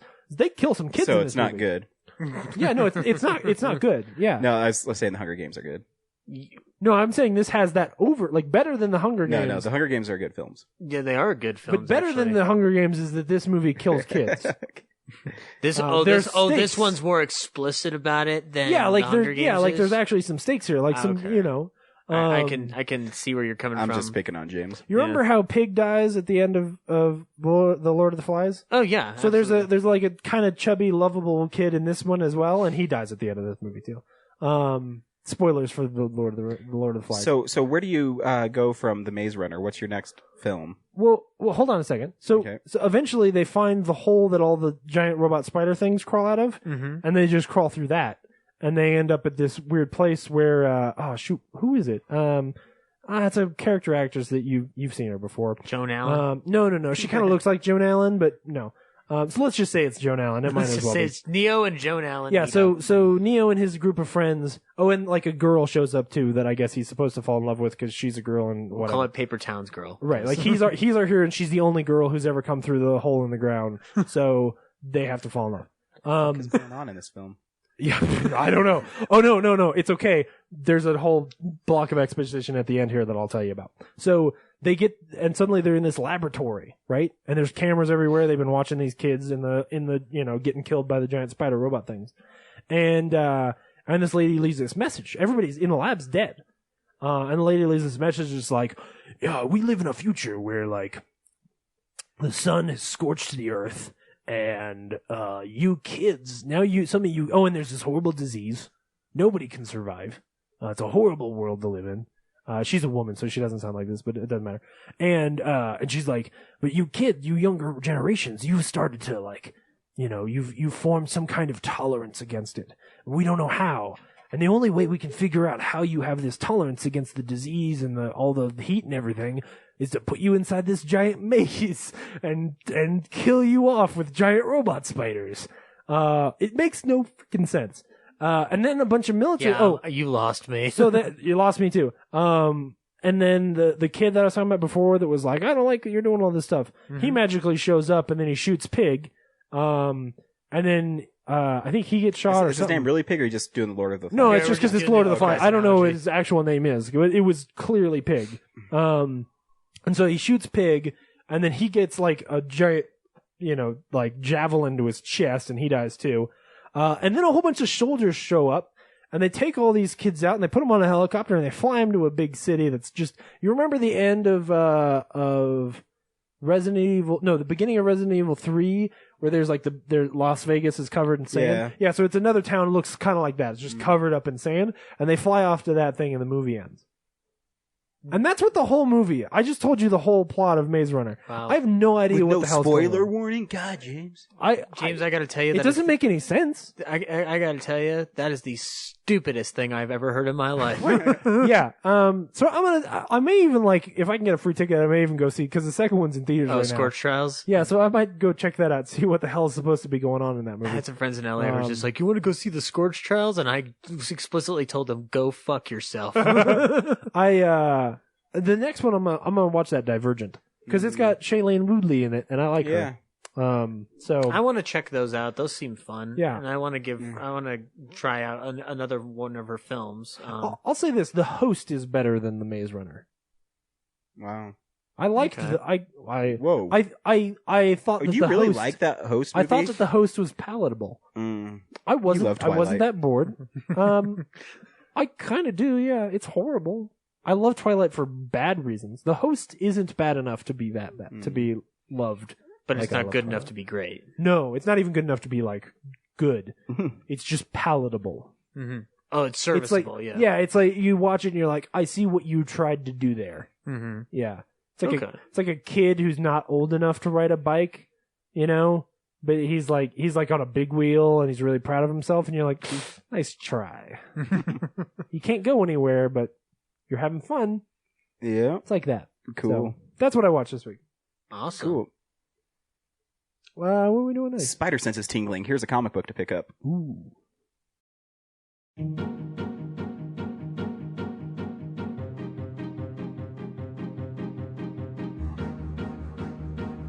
Hey man, read this. I told you, I don't like horror comics. Think of it more as a survival manual. There's our number on the back. And pray that you never need to call us. We're dedicated to a higher purpose. We're fighters for truth, justice, and the American way.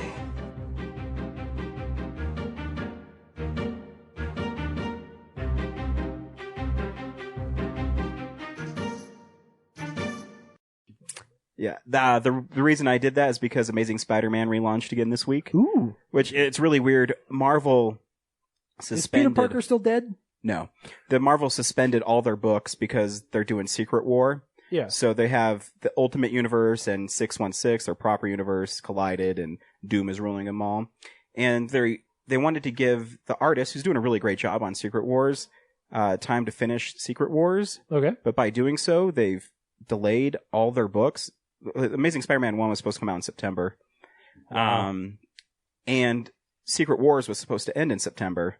Secret Wars just released its 6th issue, and there's still 2 more to go. Wow. And now Marvel's in a spot where, like, we have to release all these books now because... Who's the artist? McNiven? No. I forget his name. He's really good, though. He's a really good artist. And they don't want to put in a sub-artist, but but now you're having things... I mean, I haven't read it yet, but they have Superior Iron Man coming out. Yeah. Came out this week as well, and I guess it just spoils all of Secret Wars. Oh, shit. Because they can't put it out. And I was reading that Marvel was losing so much money because they basically, they canceled all their books. Yeah. So, I mean, Spider-Man had a miniseries. They all had miniseries, but they haven't had them in like a month.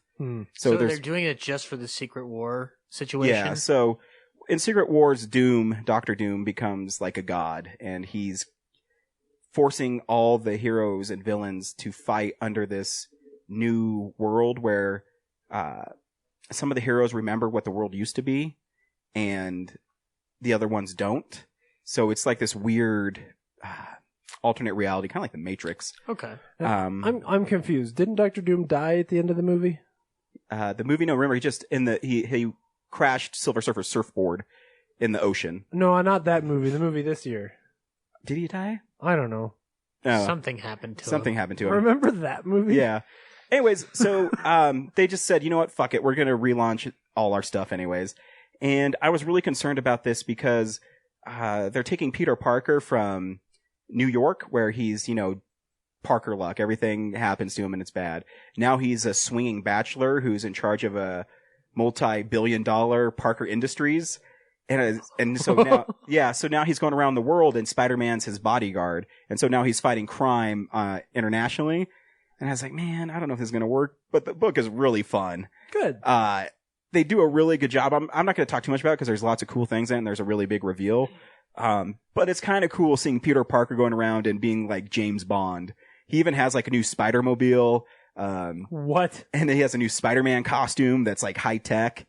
It's pretty cool. Does the Spider-Mobile look like the old cartoon Batmobile? No. Only with It doesn't, sorry. But it's lots of fun. There's it's $6, but it's about 100 pages long, so there's a bunch of backup stories. One with Spider-Gwen, Spider-Woman, Silk, all this like Spider-Man spin-offs.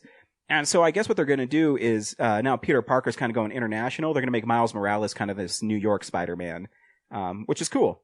So, I have lots of fun. I mean, it's a fun book. I think you should pick it up if you like Spider-Man.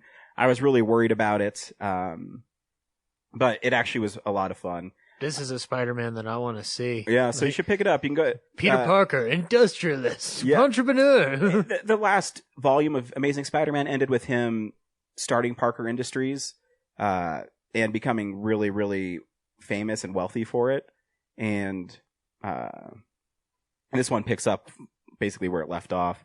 So, and I don't want to spoil his role in Secret Wars, but it's kind of a big deal.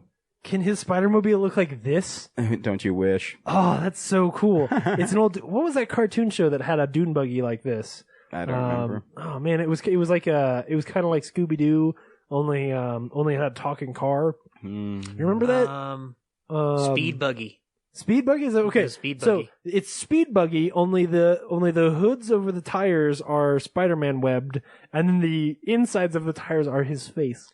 Yep, I do have think the that's comic awesome. that is the first appearance of the Spider-Mobile. Really? I've never been familiar with the Spider-Mobile. Spider-Man was paid by a company to drive their car, and of course he has Parker Luck, so he ends up crashing it into the Hudson River, and he owes him money for it. I forget. Oh, that Peter. Yeah, I forget the issue number, but it's like $3 from like the 70s because no one likes it, and nobody wants it. But yeah, so if you want to pick up a fun book, go look Colorado Coins, Cards, and Comics. Andrew wasn't there; he was in Vegas this last week. Oh. But when I went there, Chris, she handed me. She says, "I know why you're here," and she gave me Spider-Man. And yeah, so it's just lots of fun. I'm sure they still have some. I'm sure it's probably one of the biggest books this month. So, yeah, definitely pick it up. And it's cool to see Marvel starting again because it was a drag. I started going to the comic store. In fact, I haven't gone in like a month. And when I got my hold slot, it was like 3 Spider-Man comics that were tied into Secret Wars, and the rest were like Harley Quinn books and Batgirl and Angel and Faith and Buffy. And that's all I got. And it was like a stack this big. Yeah. And I'm like, oh man, where's all my Spider-Mans? So I missed it. So it's cool that it's back. Cool. So yeah, make sure you pick it up. $5.99, but you get 100 pages of comic. That's not bad. You want to zip through some news? Yeah, let's do it.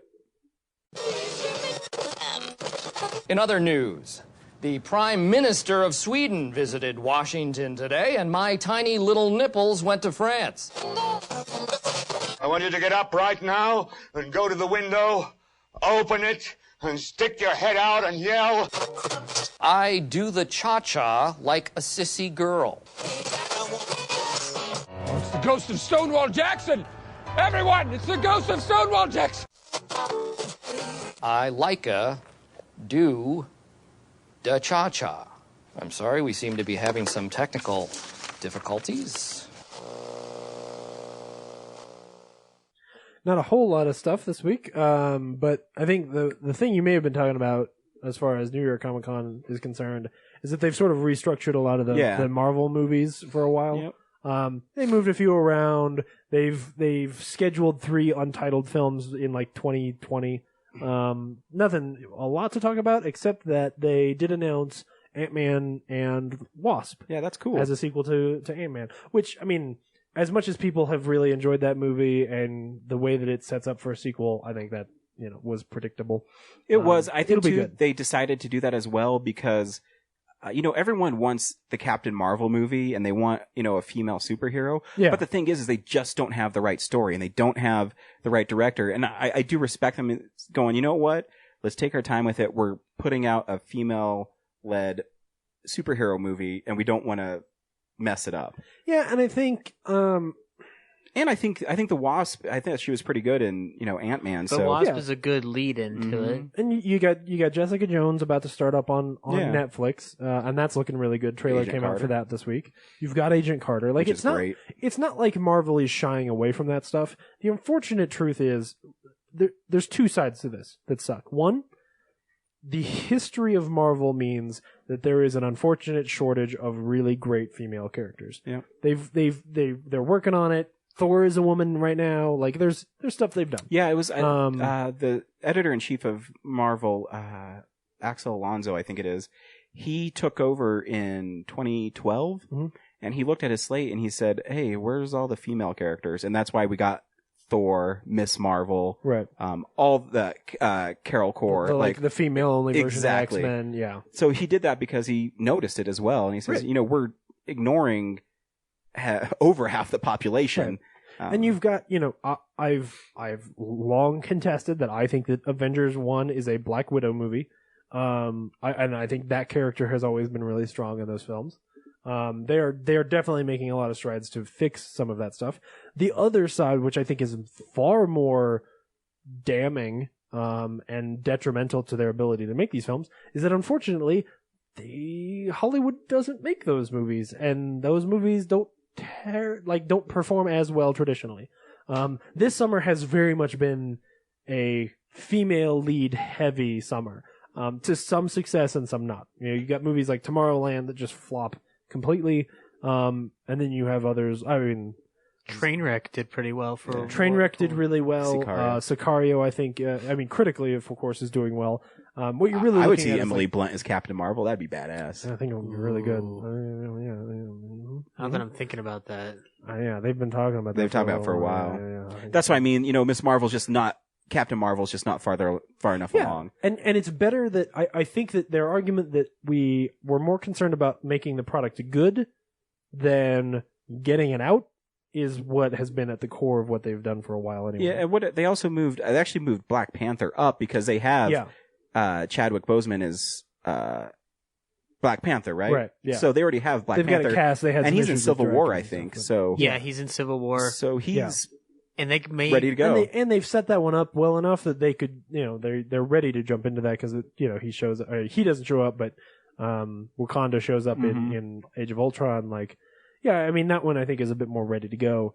And they might be getting F. Gary Gray to direct Black Panther, which would be because you guys have seen The Negotiator, right? Yeah. That tells me that he can make a Black Panther movie because that'd be cool. One of the best action movies of the '90s for me. Yeah. No, he can do it for sure. Yeah. And he has character beats down really well. Absolutely. Yeah. I mean, and Marvel is at this point so good at curating their films, no matter who is directing them, that I think it'll be just fine. I'm going to be interested to see freaking Doctor Strange. I want to see if they're going to take a chance with that one. And I mean, Guardians of the Galaxy was a chance. So they made a movie with a talking raccoon in it. I don't think they're going to pull their punches really much at all. No, that's why I'm stoked. I was thinking of when I'm going to see a trailer for Civil War, and I'm guessing Star Wars. I'm going to see a trailer for Civil War. That's probably a pretty good bet. Speaking of trailers, we got a trailer for Pride and Prejudice and Zombies this week. I thought it was lots of fun. Yeah. I want to see Lily James kill zombies. I'm down. I think it looks alright. The poster looks awesome. Yeah. And the other one, we also got a trailer for Hail Caesar. Did you get a chance to see that? It's the new Coen Brothers film. Zach is excited. Did you see it? Dance? I love George Clooney playing an idiot. And this is by far the biggest idiot he's played in a Coen Brothers movie. And from what I've seen. Yeah. And it just looks like fun, and it's about a fixer named Eddie Mannix who worked for MGM, but they changed the production company for purposes, I guess. But it's about trying to fix problems in Hollywood. It's like a Ray Donovan, but sillier is what I'm expecting the movie to be. It feels tonally like a Burn After Reading or maybe a Hudsucker Proxy. So it's another one of their comedies. There's a little Barton Fink in there. There's a tiny bit of Barton Fink, and just the fact that they're addressing Hollywood in that golden era again. Sure. And Jonah Hill and Scarlett Johansson in the trailer crack me up with the whole, how many punches can you put in the whole thing? What was the joke? Oh, gosh. Yeah. Yeah, it's like I'm supposed to stamp it. The strength of his wrist. Yeah, it's all part of the job. Yeah.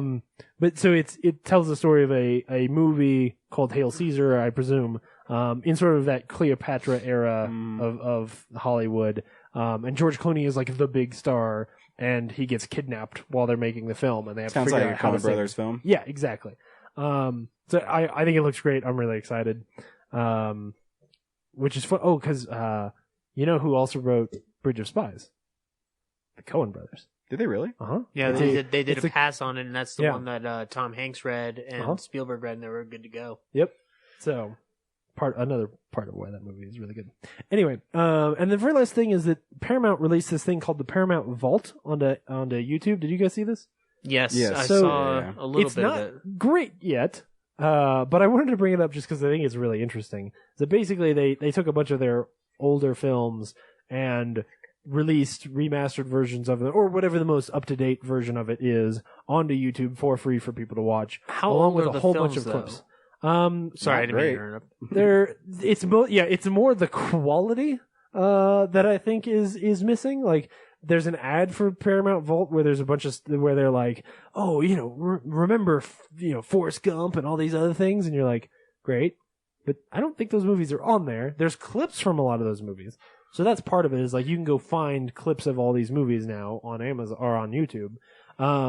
But like Masters of the Universe is on there. I was scrolling through before we started a list of like 10 movies that you needed to see, and it's like, there's some stuff on there, but like as far as full films are concerned yet, it's not great.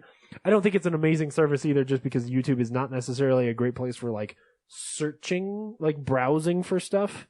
Like I looked at where the catalog is. It's hard to even answer the question of how many good movies or how many movies that people should really go check out are on there, because browsing through the list of films they released on YouTube is kind of difficult because it's not made for that. Because I thought that would be cool if they, you know how Ryan and I were talking earlier about the Warner Archive? Yeah. As if they do that digitally with Paramount. Because there's a lot of good Paramount Vault stuff that they still have ownership over that they could probably release like that. And I'm sure that there's a lot of really great older films in here, you know? But I didn't get enough time to comb through all of them and find, you know, a lot of great stuff. But like I said, looking through like lists that people were saying like, hey, here's the stuff you should check out on that thing. It's like, yeah, I mean, there's some stuff, but I think it's just kind of a cool idea for some of those older films, especially stuff that maybe isn't necessarily going to show up on Netflix, because Netflix even looks at it and goes, we don't necessarily need these films. To have there be a place where you can go and see those movies for free, and, you know, I think it's a neat idea, and something that I hope that some of the other studios will take suit in. Because I'm sure that a number of them, especially like the old black and white movies, that Ryan and I have had those times where we go through like a Jag and you're like, I want to watch, you know, His Girl Friday. That movie was really hard for me to find back when it came out. So, you know, stuff like that. I think it's pretty cool. So, did I miss anything? I can't remember. All right. So no. Let's get to the review. Cool. Do you want to do your guys' review first, or you want me to do Hotel Transylvania 2 first? Let's do Hotel Transylvania. Oh, okay. Ryan, should people go see Hotel Transylvania 2? Why? Do I go blah, blah, blah, blah, blah? You know, honestly, I have a lot of fun with these films. I think the first Hotel Transylvania is really cute. Yeah. And this one's even cuter. It's not deep like Inside Out, but it's zany and really, really cute. I really liked this movie, and it was pretty fun to go and see. Zach, you saw it, right? Yes. Should people see Hotel Transylvania 2? I fell in love with that first movie, and the second one was even more friggin' adorable. Really? It was just so... Shit, I'm gonna have to see these. It was adorable, and you know how you've been talking recently about the whole Adam Sandler is still funny thing? This is one of those places where I'm like, this guy still knows how to do his stuff. Like, he's still a damn funny comedian. I think so, too. And I loved Mel Brooks in the movie. Oh, yeah. I thought he was very cute and very funny in it. Does Mel Brooks play his dad? He plays his dad, yeah. Yeah, he plays Vlad. Or Vlad, cool. the Nosferatu-esque vampire. Doesn't quite get there, but... Here's a trailer for Hotel Transylvania 2. Twinkle, twinkle, little star, how I... What? That's not how that one goes. What's wrong with... Suffer, suffer, scream in pain, blood is spilling from your brain. Daddy. Come on, you know how I sang it to you. Zombies gnaw you like a plum, piercing cries and you succumb. Still works. Ever since Johnny and Mavis had their little monster, I've been the happiest vampire in the world! Are we sure he's a vampire? Technically, you have until you're 5 to get your vampire fangs. Oh, he'll get his fangs. He's just like me. Look at him. Blah, blah, blah. I don't say blah, blah, blah. We've been talking about moving somewhere safer for Dennis. But then I'll be all alone. Dad, don't give me the pouty bat face. We gotta teach this kid how to be a monster. Wow. If we get his fangs to come out, Mavis can't leave. Robbie, you okay out there?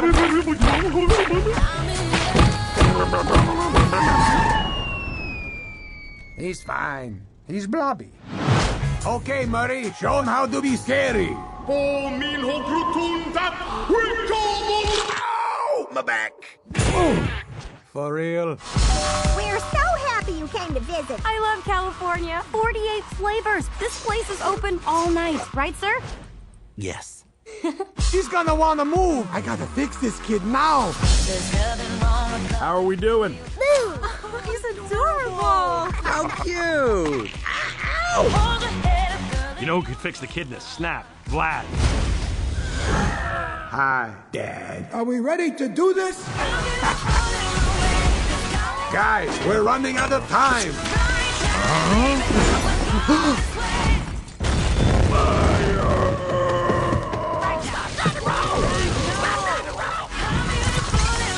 I'm sorry, Blobby. We really meant to call you sooner. Okay, fellas, plan B. Coming through. Happen on. Hit it. Are you kidding me?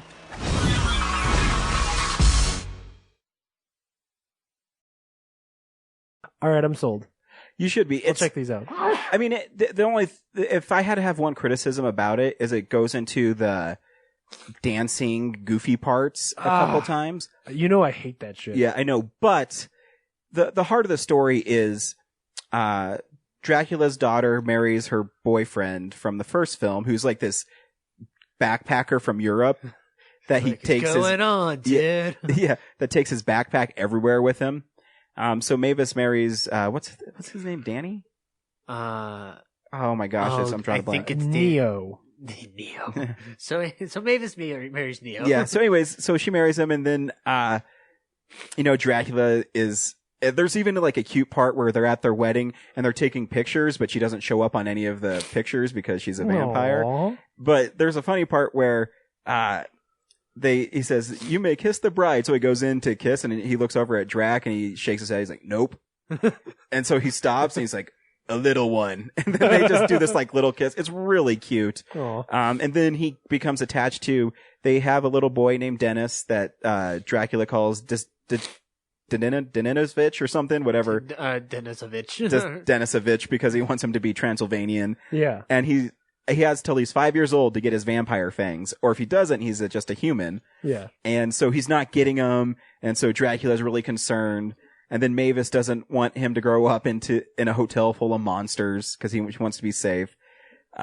So they go to L.A. and then like the middle of the movie is Dracula with the rest of his monster buddies trying to get little Dennis's vampire teeth to come in. So they're just on these like zany things, and it's like, "Hey, Frankenstein, go scare these joggers over there." So he goes to scare them, and they're like, "Oh my gosh, you're Frankenstein, selfie!" And they like, "Hey girls, how's it going?" Yeah, it's really cute, and the little boy in it's really cute. Yeah, it's I love this movie. It was really well done. There's a scene that stole my heart away. It's like, and it's the one that they showed in the first trailers for it, where they go to the camp, but the camp's been like baby proofed. Oh yeah, the vampire camp's been baby proofed. So they have to turn into a bat. They show this thing where Dragon says, "That's what I went up there," and it's like this really tall, old, rickety thing that's super unsafe.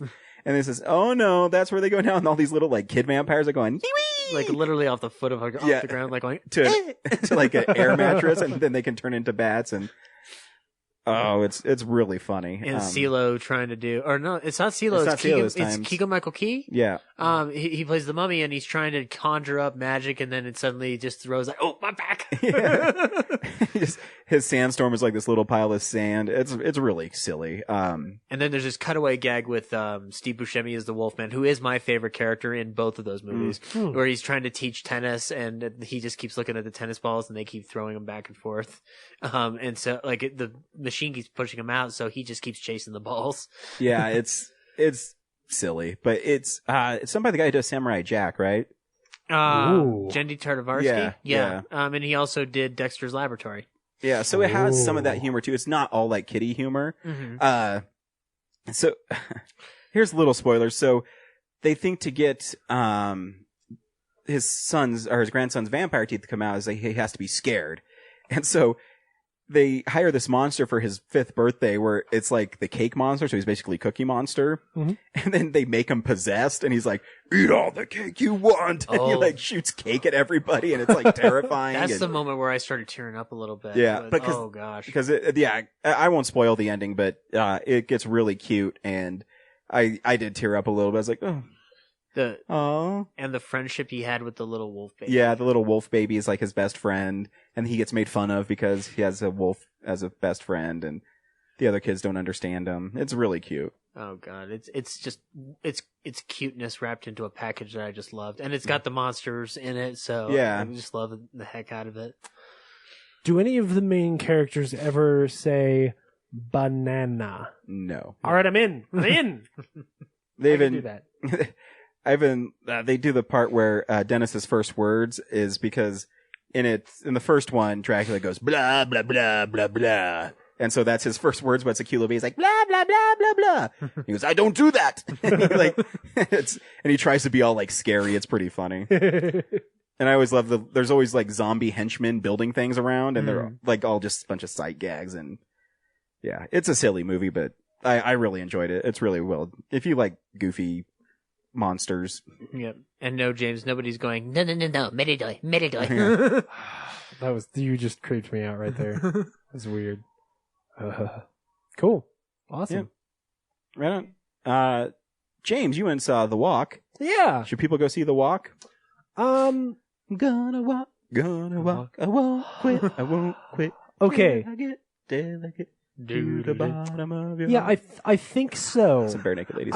I didn't love The Walk. I'm a big fan. I'm a big fan of the documentary Man on Wire. People should check it out. Like I said at the top of the show. Did you see it in 3D? No, we didn't see it in 3D. Though that's the thing.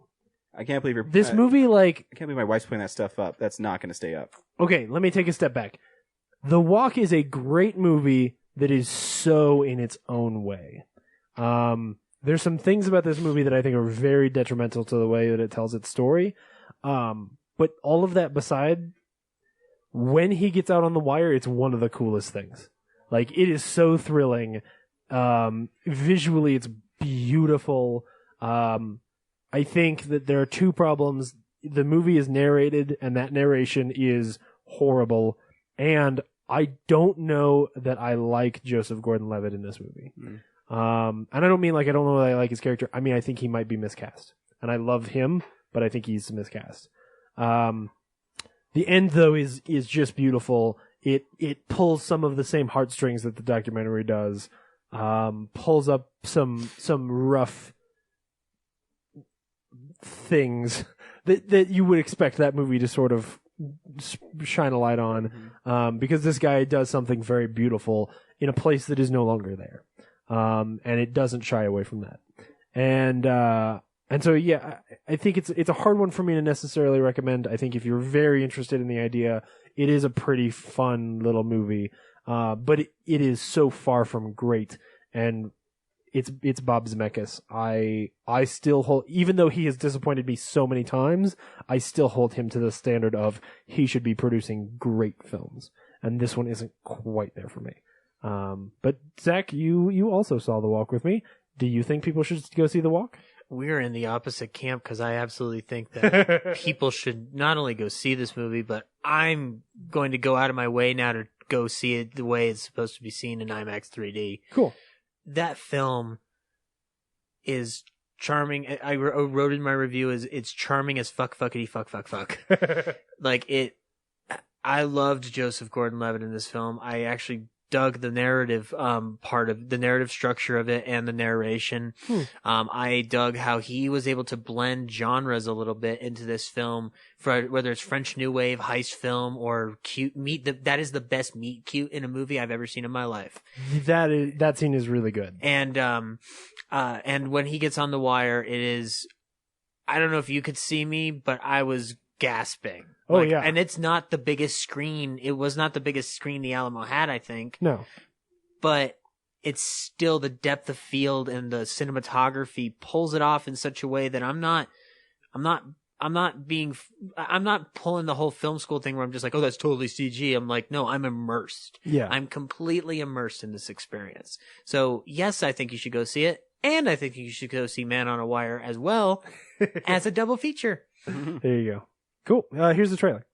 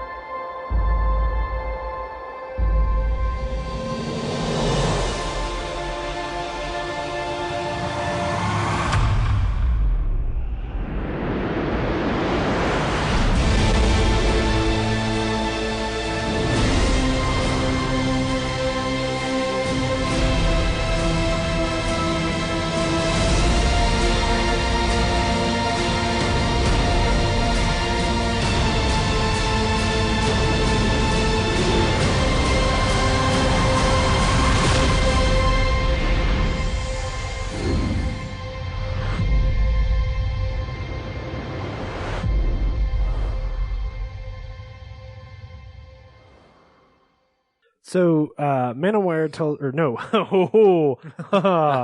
The Walk. Robert Zemeckis' The Walk. It tells the story of Philippe Petit, who is a French. Yes, he's super French. He's played by Joseph Gordon-Levitt, who has a French accent through the whole film.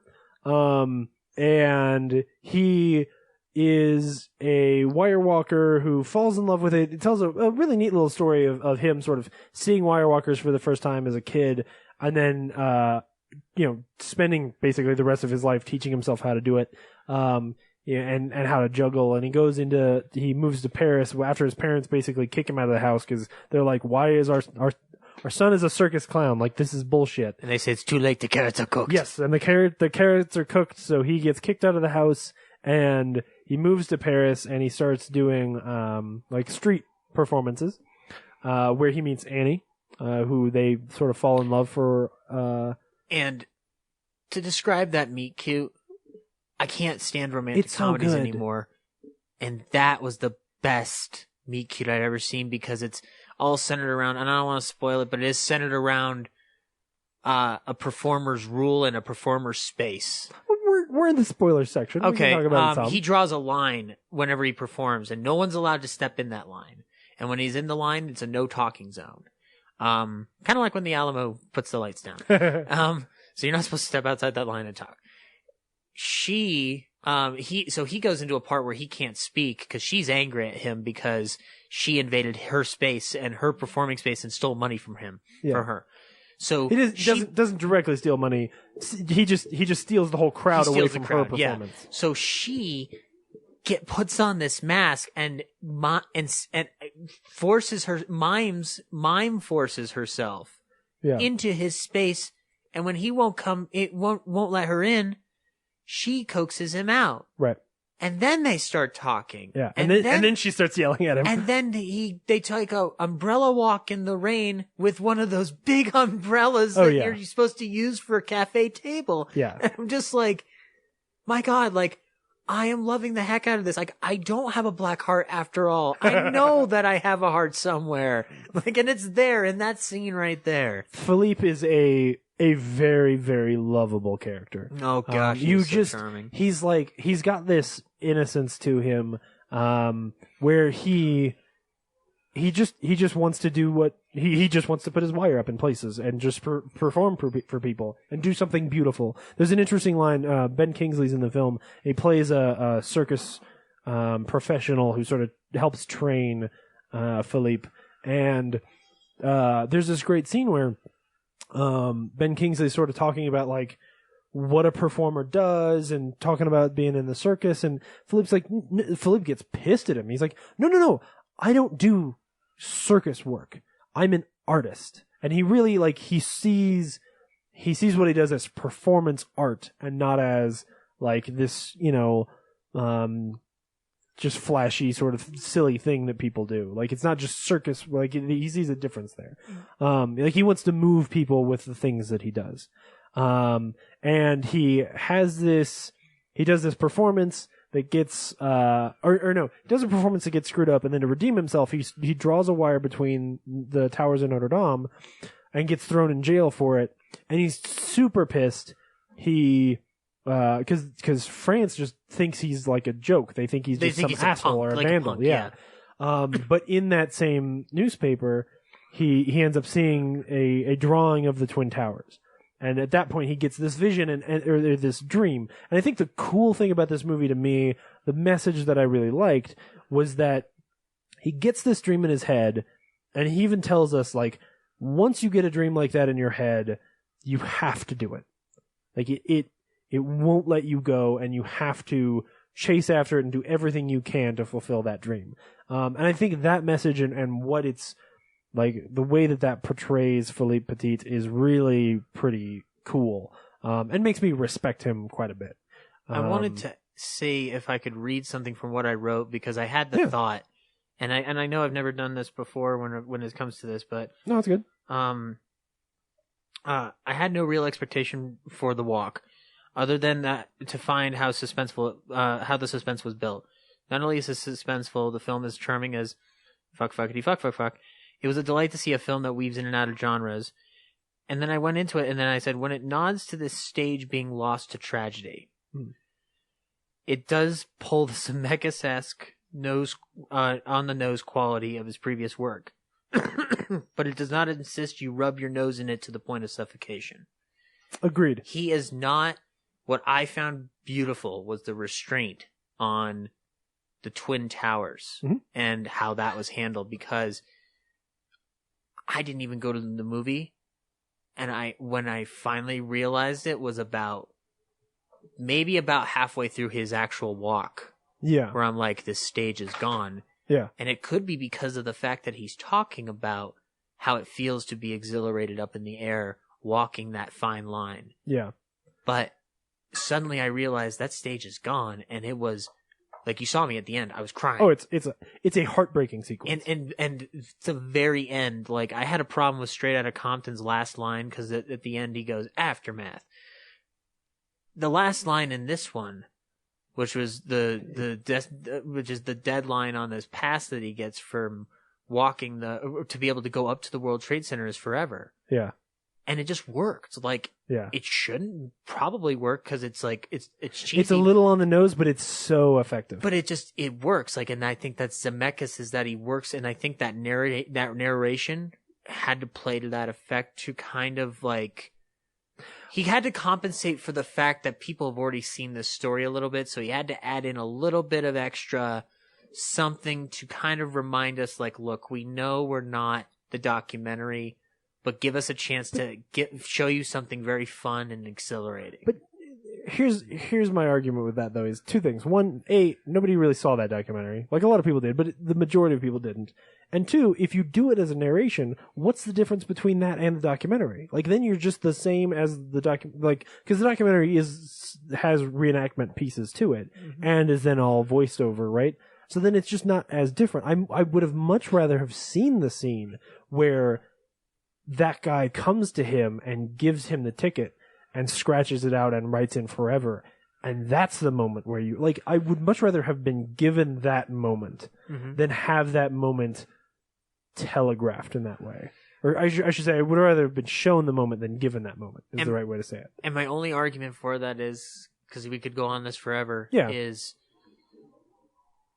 Philippe is an artist, and an artist is so full of himself that of course he wants to talk to himself or to the audience. Okay, but and I know that's on the nose again, but it just worked. It just worked, and it hit me at the right time in the right moment.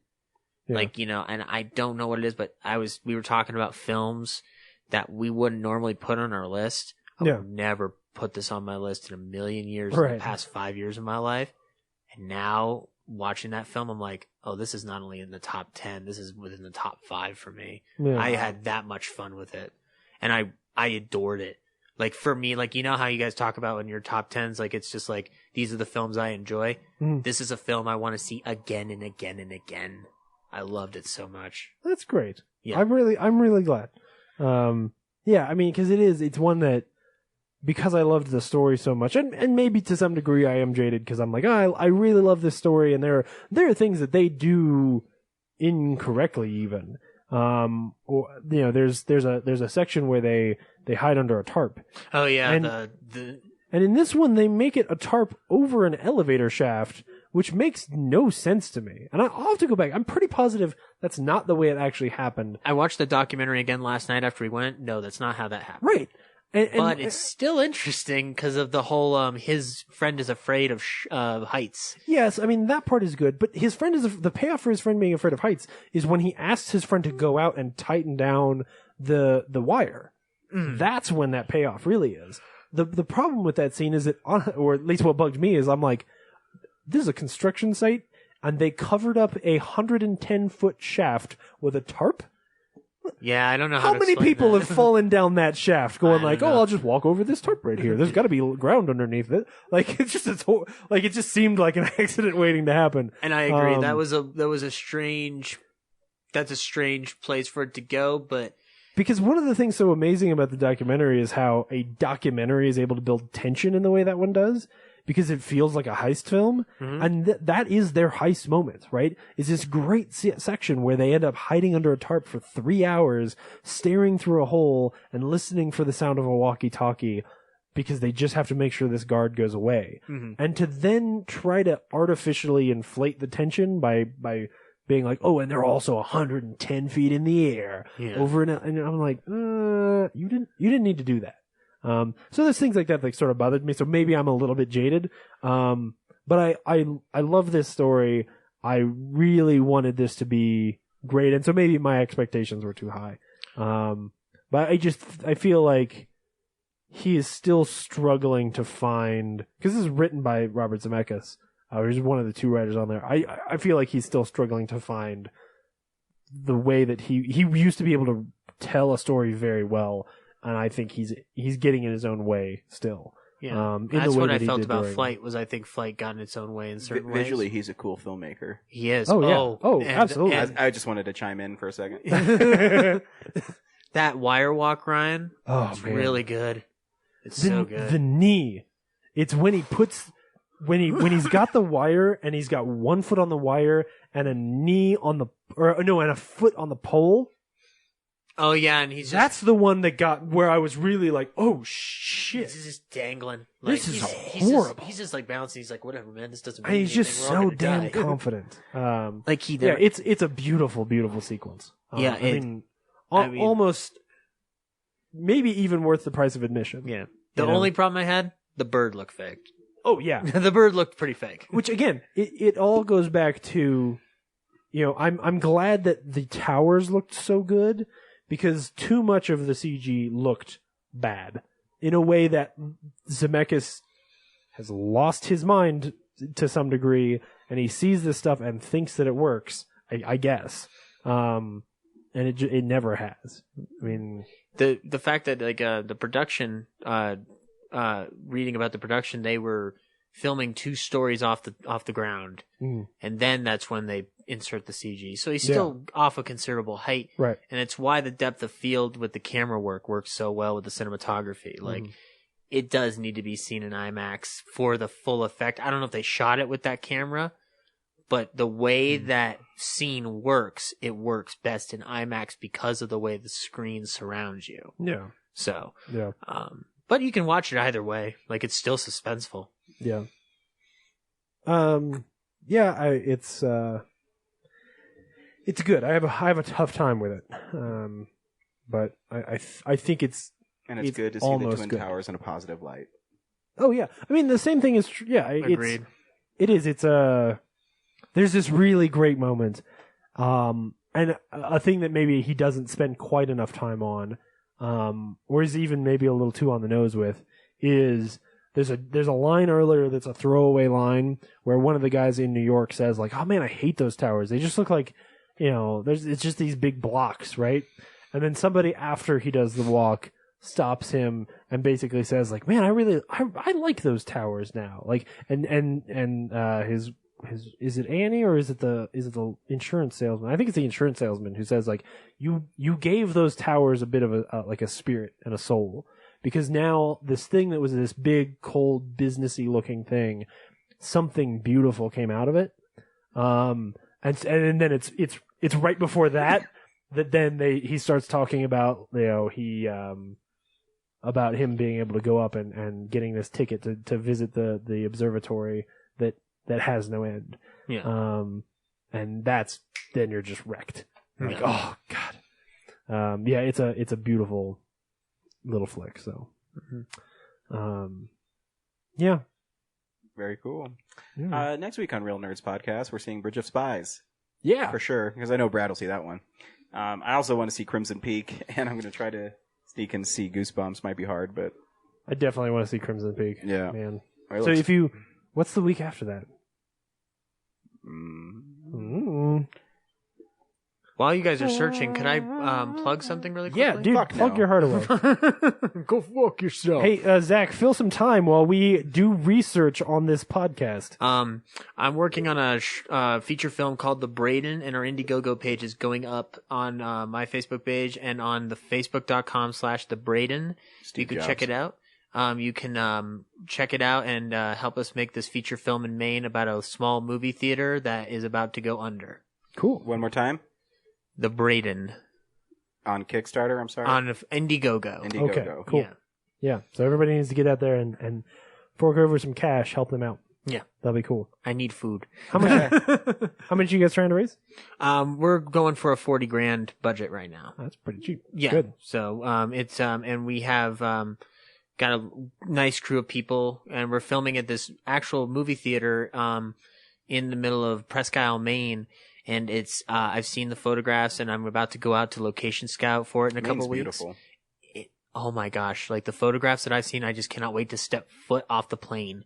My friend Brandon went to the University of New England. It's in Biddeford, Maine. Mm-hmm. And yeah, that Maine's gorgeous. Yeah. It's where I want to go to heaven. It's like being in New England without having to deal with assholes. I'm sure the director of the film would agree. And we'll keep you updated on everything that's going on. Oh, I do remember a post about that. Yeah. So Steve Jobs will be the week after that. Steve Jobs. Well, if you don't see Crimson Peak, then I'll see it with you the next week, and cool. we'll double feature that and Steve Jobs. Sounds good. Cool. Zach, great having you back, buddy. Thank you, Ryan. Thank you, James. It was great to be back. Back in the Mile High City. Back in the Mile High. All right. Cool. We'll see you guys next week. Yeah. See you next week. Bye. Bye. Bye. James, you won't be here, you fucking liar. No, I won't be here. I missed this. The next show will start in 8 minutes. Hey!